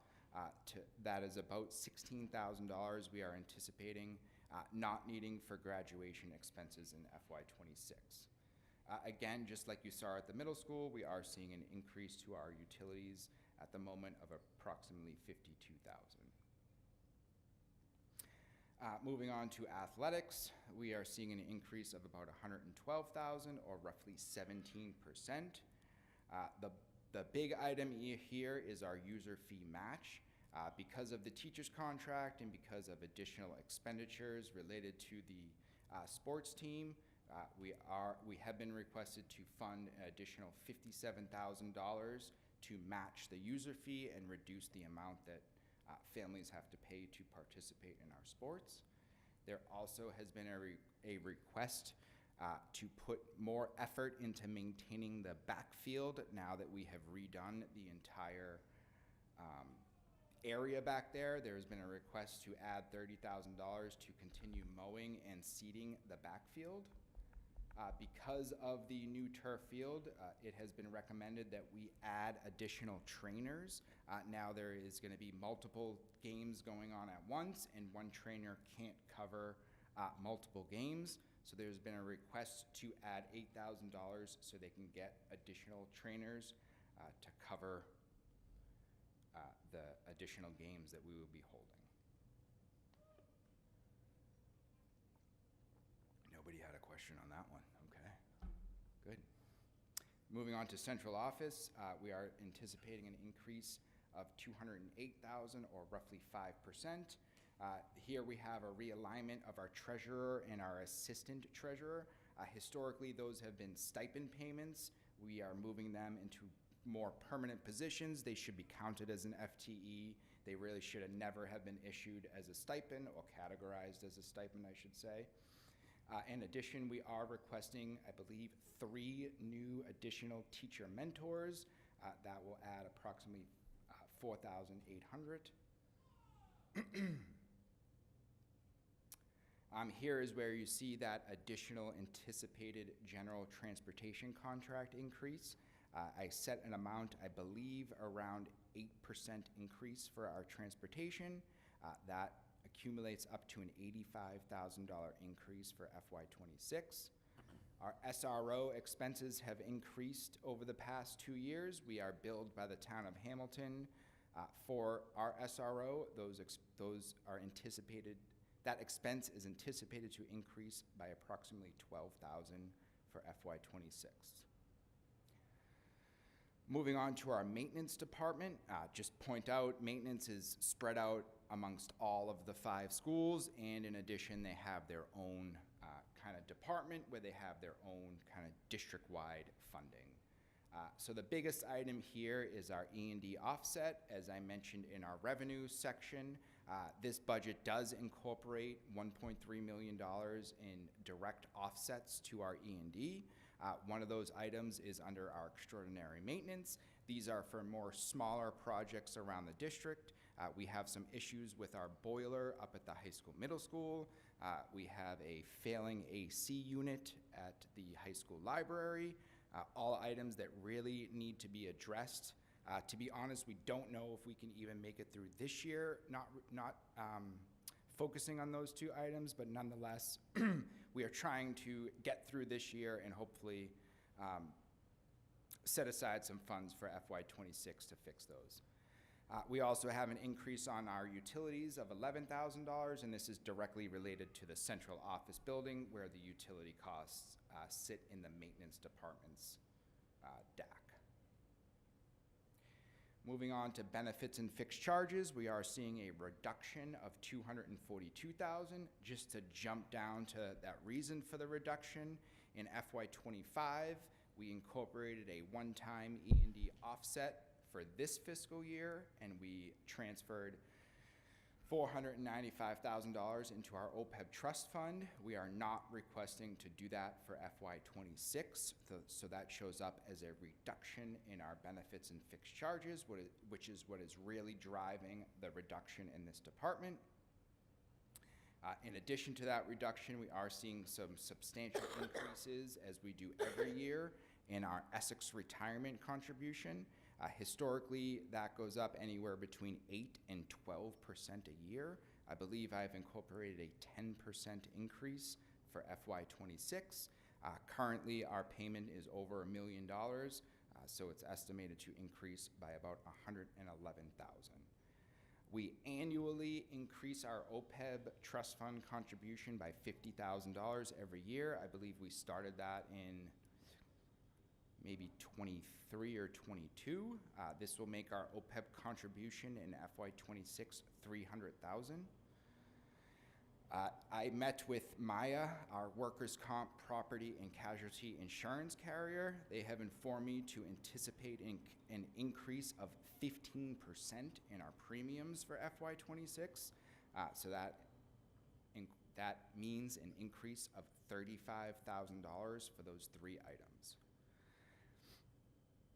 The district does have an agreement for anyone on our HMO plan that the district will cover the first half of their deductible. We have seen an increase in the usage of the deductible over the past 2 years. This year, we believe we will end in a deficit, so we are requesting an additional $21,000 to cover the health insurance deductibles for FY26. This next line item, as I mentioned before, was the real shocker for me. We are only requesting an increase of $13,000 as it relates to our health insurance. And as everyone hopefully remembers, we increased our health insurance contribution rate this year. So for fiscal 25, the district is contributing 62%. For FY23, that moves to 63%. So we were able to cover that additional percentage and an increase to the premium rates without raising health insurance more than $14,000. The next time I give you a forecast update for this year, I believe probably in the next school committee meeting, you're going to see that we have a pretty substantial balance left in our health insurance accounts. That is the exact reason that we are carrying that forward into FY26 because of the savings that we saw this year. I believe I anticipated a 10% increase in our premiums for FY25. I was able to negotiate that down to a 4.9% premium rate increase. That probably saved us about $200,000. In addition, in FY25, we always, as I always mention, this is where we try to be conservative with health insurance. Whenever we have a vacant position in the budget, we always incorporate full benefits for the individual. Historically, not everyone usually takes our health insurance. This is really where we see a lot of our savings at the end of the year. So in FY25, we had a number of vacant positions when we built the budget. Not so much the case anymore. Everyone has been hired, and a lot of them did not take health insurance. So the combination of a low enrollment rate and a reduction in the premium is what has caused the ability to pretty much completely cover a premium rate increase for FY26. Okay.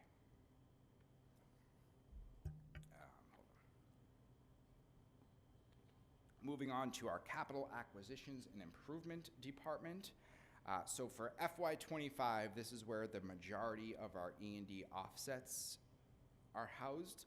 As you recall a minute ago, we did have about $494,000 in our OPEB trust fund, which does fall under a different category. The rest of our E&D offsets sit here. For FY25, we did ask to transfer $494,000 to our capital stabilization. We asked for $315,000 to close up the replacement of all smart boards across the district, and another $225,000 to replace equipment across the district. Those all are removed from the 26 budget, and we add in new items, or a little bit of the same, as you can see. At the moment, we are requesting to transfer $500,000 into our capital stabilization for FY26, along with increasing the replacement of building equipment across the district. We are mainly going to focus on the high school, middle school, and at Bucher in anticipation of what might happen at Cutler and Winthrop. So overall, that does mean a reduction in this category of approximately $85,000. Moving on to our special education department, we are seeing an increase of $628,000, or roughly 9%. Our big categories here is around summer school. Our summer school program, and this summer We really grew as a program, and as a result, we were over budget. We spent about $25,000 more in teachers' salaries for summer school, so we have increased that a little bit as it'll be a year from now. So we are requesting an additional $27,000, and that is also the case with the ESPs in our other teaching services category, where we're asking for an additional $6,000 for our summer school program. Moving on to our pupil services within our special education department for FY25, we are currently running an estimate of a deficit of around $200,000 as it relates to our out-of-district transportation. We have been given numbers here for 26, and it is anticipated that we will need an additional $256,000 to transport the students who attend out-of-district placements. In addition to that, we are anticipating a growth of $260,000 for their tuitions. That incorporates a 3.67% automatic OSD tuition rate increase. Last but not least is our technology department, where we are seeing an increase of approximately $133,000. There has been an uptick in cyber issues. We are getting numerous emails from both the accounting department and the finance department for kind of fraudulent changes. I'll leave it at that. So there has been a request from our technology department to amplify our security features and to invest some money in tighter cybersecurity upgrades. There's an estimate that it will cost approximately $50,000. This incorporates new software and a consultant to come in and assess the state of our technology security system. In addition, in FY25, we planned a reorganization of the technology department. That did come to fruition, and we ultimately saved an additional $26,000. That happened in FY25. That will be carried into FY26. The next item was a correction that I received from the state. So the finance department issues an end-of-year report every year to the state. It's a big report that basically explains where we spent all our money. We have to categorize it all. We were historically categorizing our IT department in our instructional leadership DESI category. The technology department then issues an EPIMS report. Those two talk to each other at the state. Our EPIMS report was categorizing the IT department in a different DESI category, while I was reporting salaries in another area. So we received an email to reconcile the two. So you can see here it's a correction. We are transferring their salaries from the instructional leadership department into the operations and maintenance, the same exact amount. So it is budget neutral. It's just transferring from one DESI category to another. Just because I skipped over instructional materials, as I mentioned, we did pretty much finish up the smartboard replacement project this year. However, we are shy about 5 smartboards, so it's just a request to complete that and replace, I believe, 5 more for $26,000. Again, you see the reclassification of the $280,000, and then last, there is a request for $22,000 to upgrade our IT infrastructure, additional Wi-Fi, and additional outside wiring to the athletic field. So that is kind of the bulk of the changes. I'm just bringing it back to kind of roll it all together here. That does incorporate a $3.3 million increase in our operating budget. This is that same chart in DESI category again. Here I have a summary of our staffing changes from FY25 to FY26. There are some movements, as we discussed. A lot of it is just transfers from one school to another. The net result from one year to the next will be an increase of 0.88 FTEs. Last, I know this is small. I did include it as an exhibit, so hopefully everyone got a chance to look at it. But I do have a summary of all kind of major budget changes that are plus or minus $10,000. So what I tried to do is go through every one of those slides and just categorize everything. So every single time you saw additional FY25 COLA listed, I added them all together. That was roughly 1.07 million, and obviously our FY26 COLAs. That really is where the bulk of all the increases year over year exist. I'm not going to go through this entire list, but if anyone has any questions on it, feel free to ask. Thank you. That was 52 minutes. Sorry. Thank you. We asked for detail. Thank you. Do people have questions?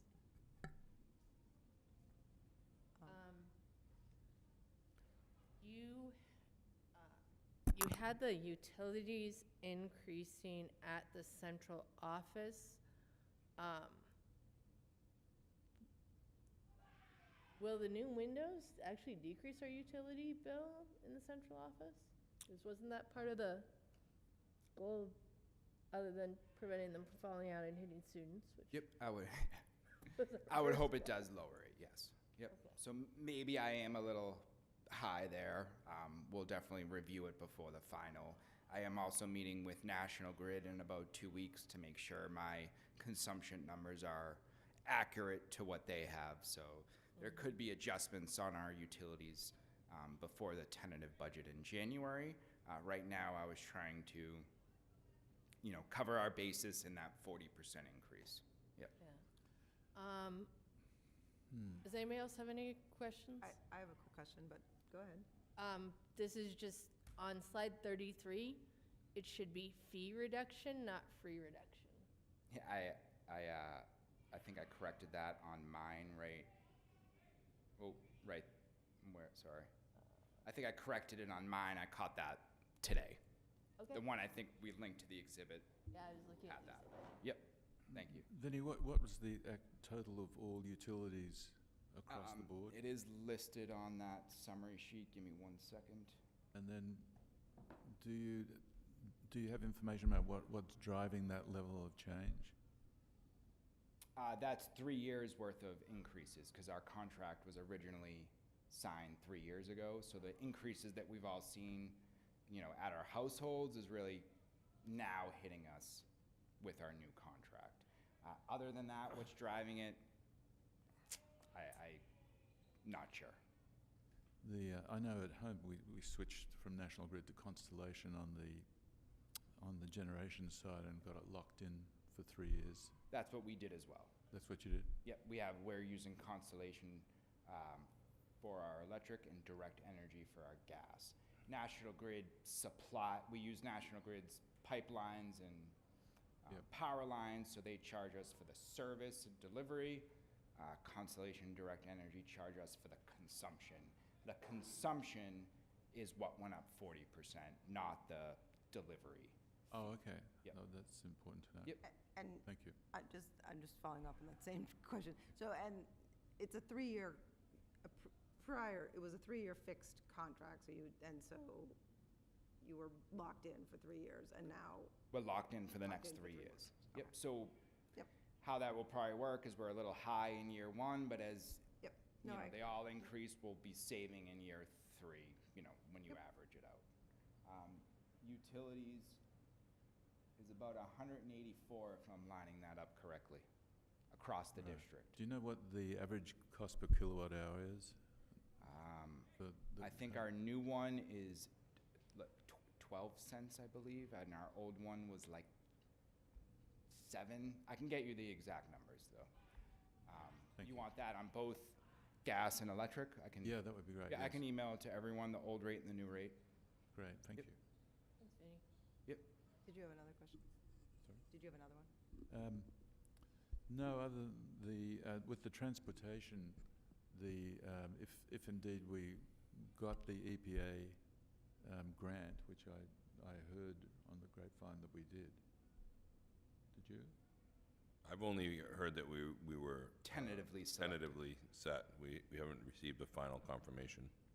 So I'm just wondering, do we have a pro forma plan and a financial model of how that might work and might help save some transportation costs in the end? We don't anticipate that that'll affect the '26 budget. That would be more a '27 item, so. Yep. We will have to think of that if we are accepted when we go out to bid for the next contract. So if we are officially accepted, we might consider only doing a one-year bid on the transportation instead of 3. So we don't lock ourselves in for the 3 years. Yeah, that would And be you good. also have to consider the out-of-district transportation costs. Those are not buses. Those are the small vans you see going around. Those are all private companies. Yeah. Every single one of them. And it is quite the business right now that's booming around the state of Massachusetts. So we are working with the Northeast Collaborative to try to figure out if we can take advantage of some of the vehicles they have during the day that are sitting.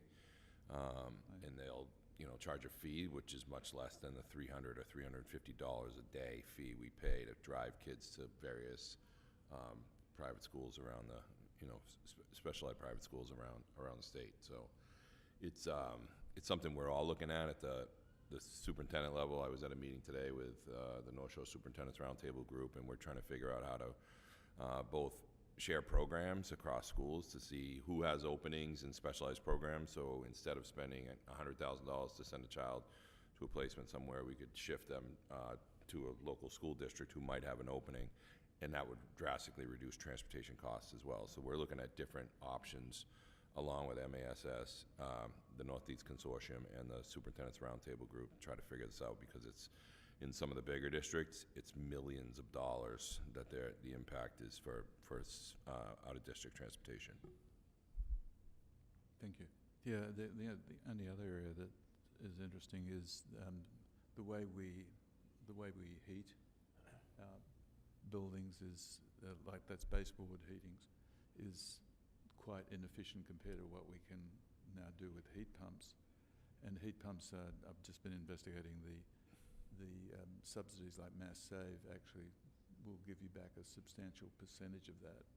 So that's another thing I think we should hopefully look in our capital planning to see where that would make, the switch would make sense.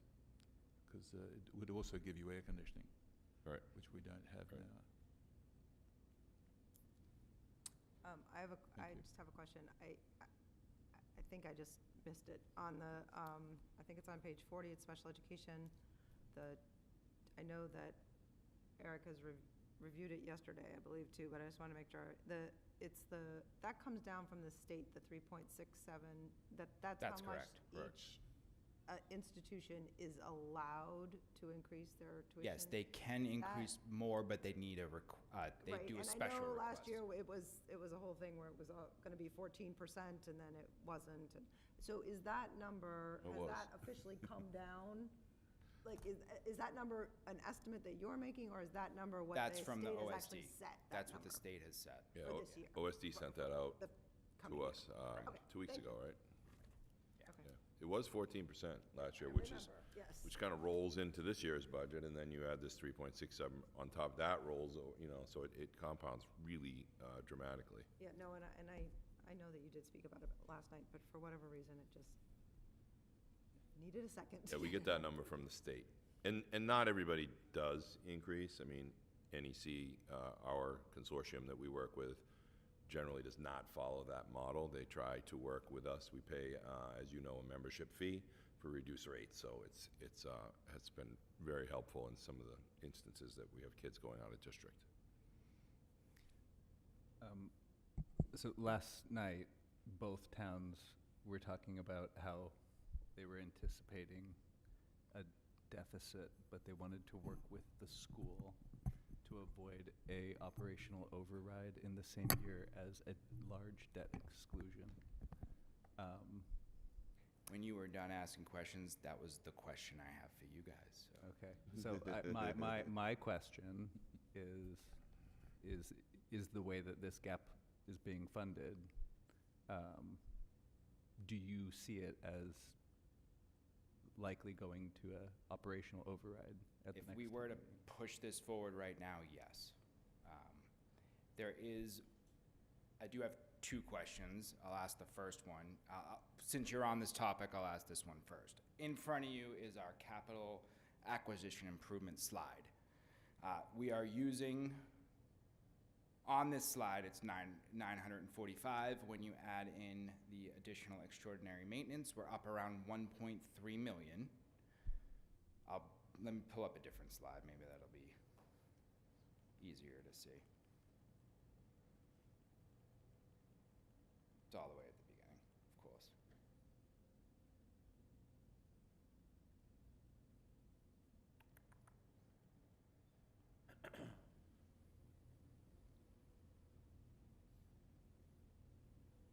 That one. Yeah, so these two numbers right here, the excess and deficiency return and excess deficiency offset by expenses. So the first one, the 773, that is reducing the town assessments by that exact amount. The other one, however, in this budget as presented, we are using our excess money to purchase capital, to transfer to a capital stabilization. We can, which I'm in the middle on, I kind of haven't decided either way. We could reduce some of those items and add it to that 773 to lower the town assessment this year and potentially avoid the operational override this year. However, we are using one-time money to lower the assessment. That only means that come FY27, we will have to make up that money. So I don't recommend using E&D that way. The only time I would recommend it is to push an override into a year where we don't ask for a debt exclusion. Does that make sense? It totally does. Okay. Could I just ask you to translate for people that don't speak school committee what it means to like avoid an operational override because of a debt exclusion this year? So in this coming April town meeting, we're asking for a debt exclusion for the new elementary school. If we push this forward, we would be asking for a second override for our operations. Historically, in communities, when you ask for two overrides at the same town meeting, statistically speaking, both of them fail. You're better, not to say you're better off, I'm only talking what historically, you're better off asking for one year and the other the next year. The question I would still have, which I can't answer, the towns would have to answer, is even if we were to put all of that 1.3 million into it, does that avoid an override for them? Because I still think that doesn't avoid an override in Wenham. So at that point, to me, the question is why would we do it if it still doesn't avoid an override? So we really need to work with the towns to get that number. But If we do, then we're avoiding an override this year. Yeah, And and it would- next year, we would see a larger override It would. because of the COLA and step increases that Correct. will occur. most likely, I can't fully predict what'll happen in next budget cycle. I mean, the state could come Sure. out and say we're giving you a ton more money, or I doubt it, but Well, would we see larger COLA increases? Because this year we're getting the 2025 COLA increases and the 2026 COLA increases. Next year, it'll just be the 2027 COLA increases. Can I, because I've of course, I've what worked so jump in. hard with Vinny to be able to try to not only understand it, but to try to explain, like, so I'm gonna take my stab at it and we can see if I get it By right. all means. Because it's, in my opinion, this is really hard to, at least for me, it's been hard to really hold in your head. But I wanna make sure I understand, because in other words, and when we set the budget, if you're here, and this is the year you're in, and every year the budget goes up. If your budget goes up this year, but you use one-time money that we only have once to make it look like the budget is down here. So that year, the budget, that would be in the upcoming FY '26, if we did that, the town wouldn't be above what it's paying right, wouldn't have that limit. But it goes up this year, and then it goes up again in '27, and then you have to go, it looks like, from the town's point of view, it looks like you're going from here to way up here, when in reality, it would have gone up like this, right? So it's not more. I guess that's my point to Jen is saying is it's not more, it's just that it's a huge jump for the people of the town because you sort of artificially kept it low for 1 year. So it's painful for the vote. It's a huge increase.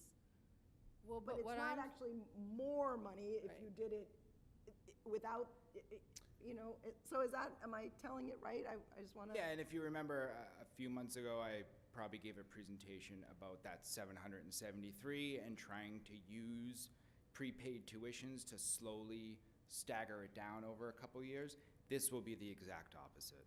But what I'm saying is next year's budget, so for fiscal year 2027, will not have the additional $1.07 million, which is in this year's budget for the fiscal year 2025. Yeah, even though the It will COLA not. will be lower, the base is higher, right? So that 9% COLA this year will be reduced to a 3% COLA next year, but that 9% is now incorporated into the base of which that 3%. Okay, I see what you're saying. Yeah, okay. Got it clear in my head now. Thank you. So we obviously don't need that decision tonight, but it is something. Yeah, Well, they're- and No.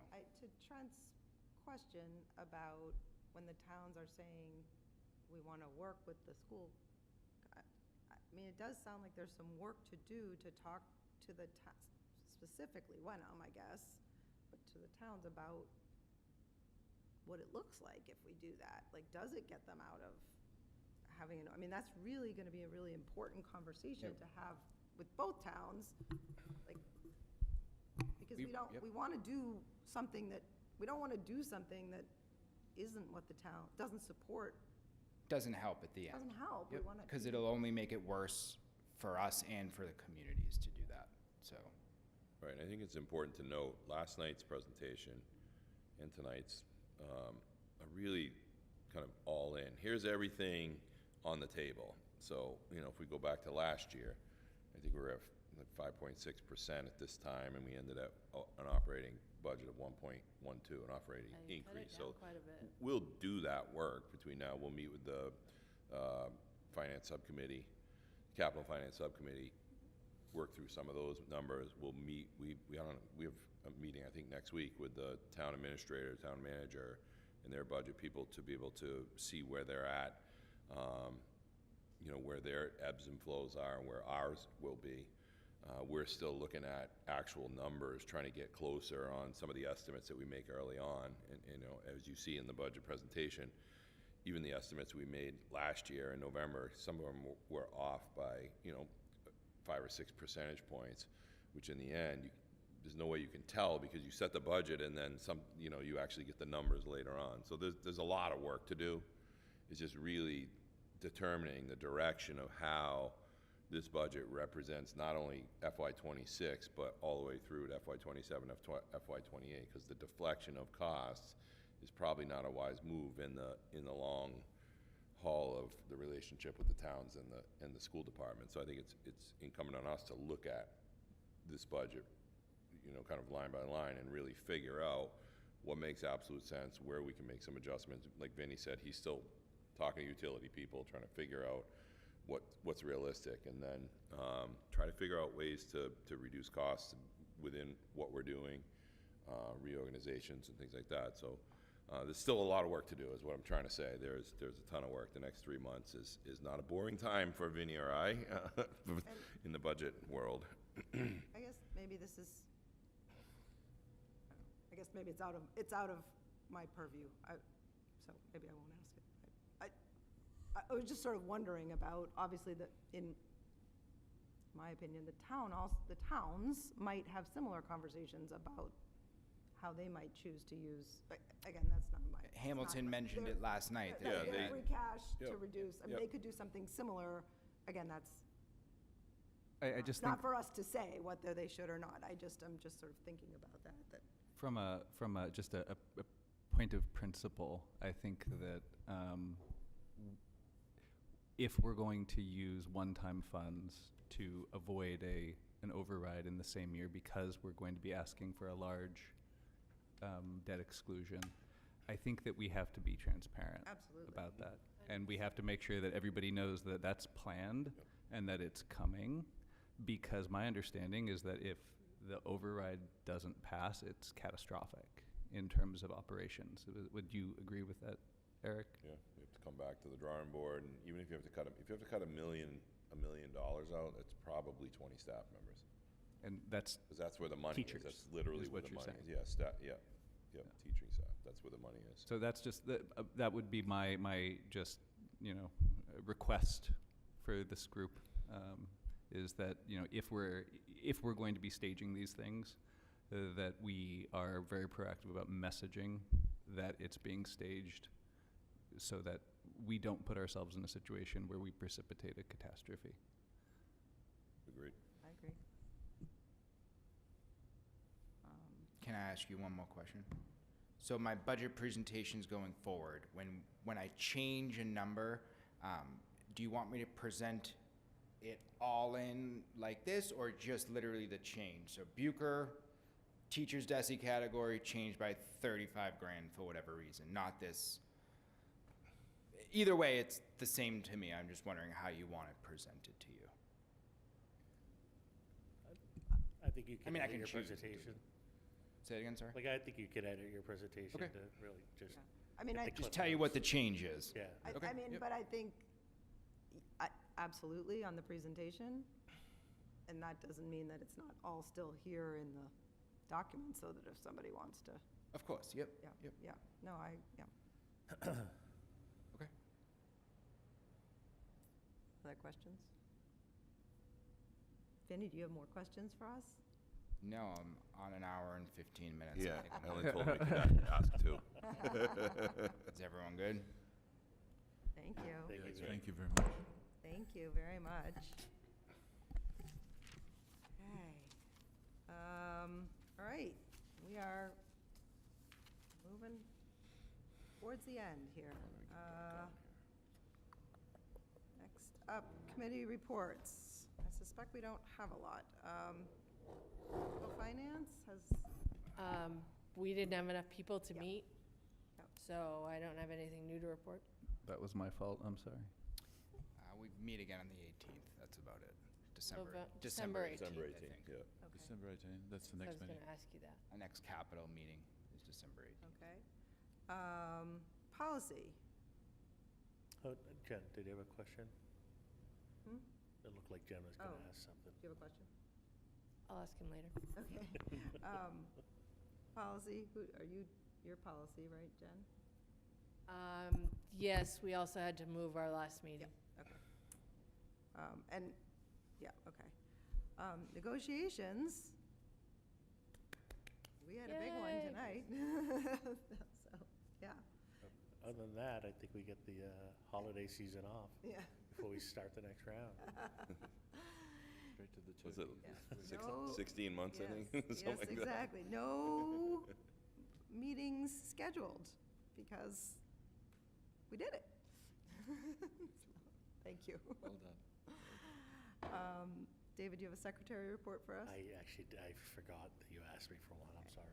Next time I'll actually- send you an email. Yeah, I'll send Janelle an email right now. Okay.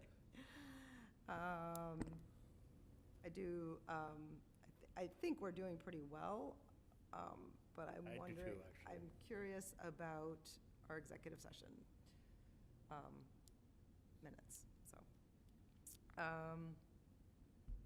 Superintendent's report? I'm actually just going to add one thing on to Emmy's report. She covered all the bases really well, but one thing that's happening next week, and it's a fun little event called Harvest. We do it every year, and the kids in the a cappella group sing. They have a little auction. It's really a cute event. It's quick. If you have an hour and 20 minutes or so.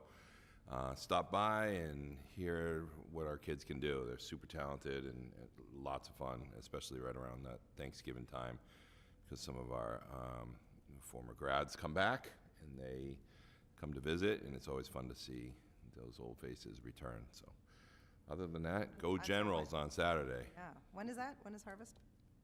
Harvest is Tuesday at 6:30 at the high school, and they do it in the cafeteria. Right. And go Generals.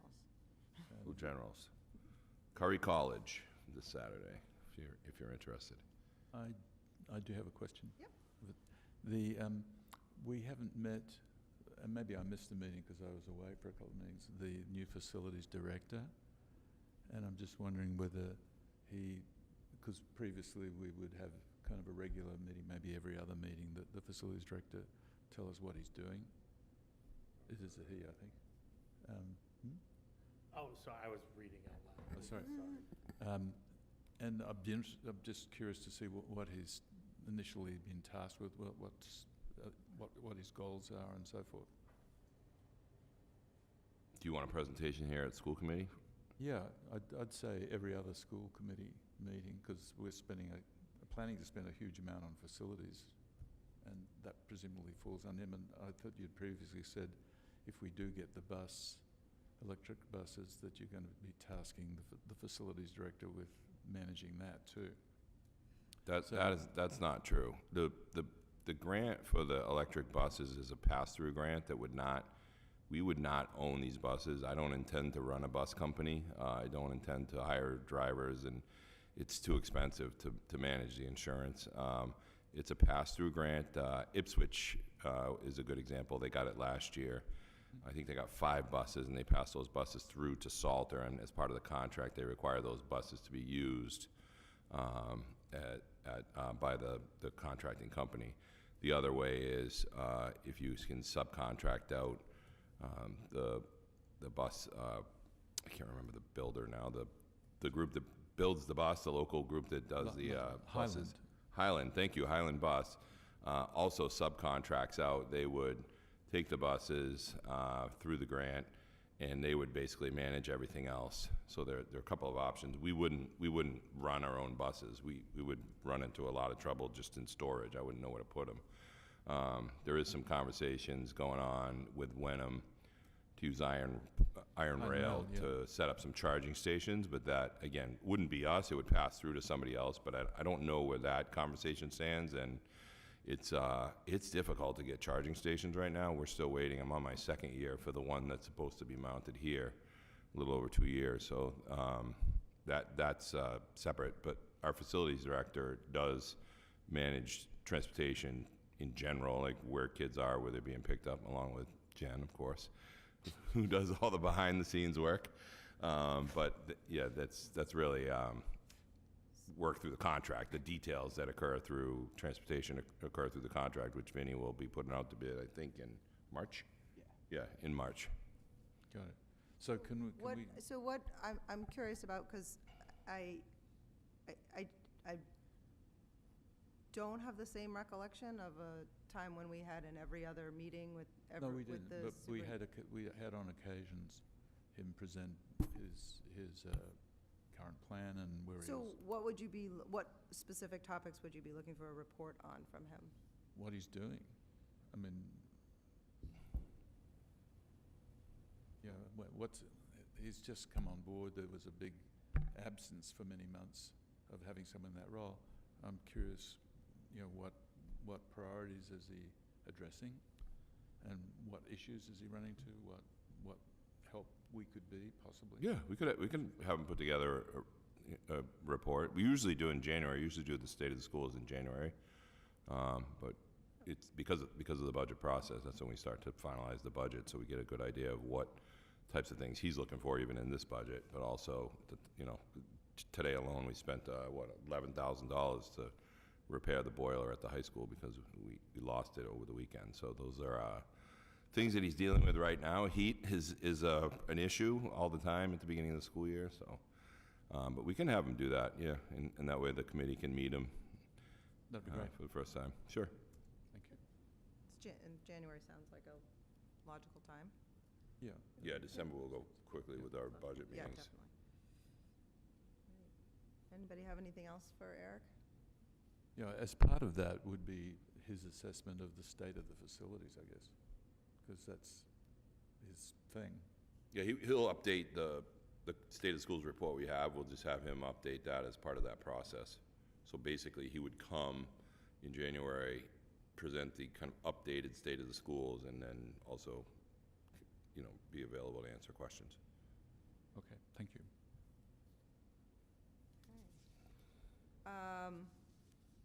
Given the time, I don't have a lot to say. The only thing I wanted to just report out to you is that, you know, Amy had set up that sign-up sheet for different opportunities to meet, be at various places to provide some public education and information and opportunity for the public to ask questions about the school building project. A new, that's not on that sheet, a new sort of space or opportunity is the Christmas tree sales that the Ed Fund does. They're in Patton Park. I spoke with, or I emailed with the president of the Ed Fund, who said as long as we were self-sufficient, they'd be thrilled to have us there. So I don't know, I used to be a member of the Ed Fund. I've worked those Christmas tree sales many times. It's a great event, and it brings a wide variety of people from the town. So I would really like to do it. I know that this first weekend, which is the Friday, Saturday, Sunday after Thanksgiving, is very busy. I personally can't buy my Christmas tree that early. It seems too early, but a lot of people do. It's really busy. So I'd love to staff a table there. I'm happy to stand there, but I would love it if any of you are willing to do any time standing at a table that Friday, Saturday, Sunday that's coming up. Yeah, I can do some time, Dana. Just let me know when you need me. Excellent. I'll send you all an email, because it's, like I said, it's not on that chart that Amy gave, and, you know, we'll have all the materials, but it's really just an opportunity to stand at the table and provide another opportunity for the public to ask questions and provide information. So I'll send out an email, and you can let me know if you're available. Done. I have nothing else. You need a motion. Well, no, wait, I got topics one more for future thing. meetings. Topics, anyone? Yes, Oh, there's one more I'll topic. let Vinny go. Dang. Vinny? Just a Q1 update. Oh, yes, yes, I have that on our, yes. And then Next. you have the band, sale of the band, right? And a sale of a van? Debt, The debt, Kevin's. Oh. that'll be next, I think that's next meeting. Not B-A-N-D. I thought you were. B-A-N. The, I was like, what? B-A-N. like vacuum. Okay, Sale of the that band. makes more sense, okay. We're selling the band. It's a fundraiser. What's It's- He's gonna put up It's heck a of a fight. fundraiser. Trent, did you have a topic for future Yeah, meetings? I can just continue to not completely understand the kind of longitudinal gap in MCAS performance at Cutler. It sounds to me as if there are known explanations for that, but I think having some kind of root cause analysis, because a lot of the I don't understand the problems, so I don't know if I agree that the solutions that are proposed address So, the problems. Would you, so you'd be looking for a report or a data analysis or? Dealer's choice, yeah, something that No, I like. just want to make sure I get what you um, want. You know, it regarding was the just at the program. meeting, we were able to identify lots of things that people didn't think were the underlying cause, and I think that it would be really beneficial, and probably, you know, folks that have kids that go there would also be interested in understanding what we think that gap is, or if we don't have an explanation for it, because it was over the last 3 years pretty consistently across metrics. Mhm. All right. I'm wondering if, I mean, Eric and I can certainly talk about that. I'm wondering whether maybe you and Trent and Eric could talk about what. Well, we can do it one way, either way. I mean, might the root cause analysis or data analysis, it's, Is that Can do- across all you subjects? can do it either way. Or is that specific to, It was the ELA. It's just ELA and math and in MCAS, but for that school. Right, and we had the scores were presented to us, and Trent is asking for more detail and a Yep. data analysis about the Yep. causes. And actually, it's Tuesday morning's leadership team meeting. We're talking about those gap closing structures that each principal will be putting in place for various targeted gaps that they have identified, whether it be in the MCAS scores or whether it be in their any of their other intervention models that they're using. So we'll have a full discussion about that Tuesday on that agenda, and then we can bring it kind of to the next steps with the Cutler piece, so that we can put together some type of either a root cause analysis or data analysis across the building itself. But yeah, we can do that. See, I might reach back to you to get a little more detail, but Sounds good. yeah. All right, does anybody have anything else? Would you like a motion? I'd love a motion. I think I could find one of those. I move that we adjourn. Okay, do you have a second? 9:29. At 9:29, I heard a second by Trent. All those in favor? Raced to it. You won. Unanimous, and we are adjourned at 9:29. Thank you all.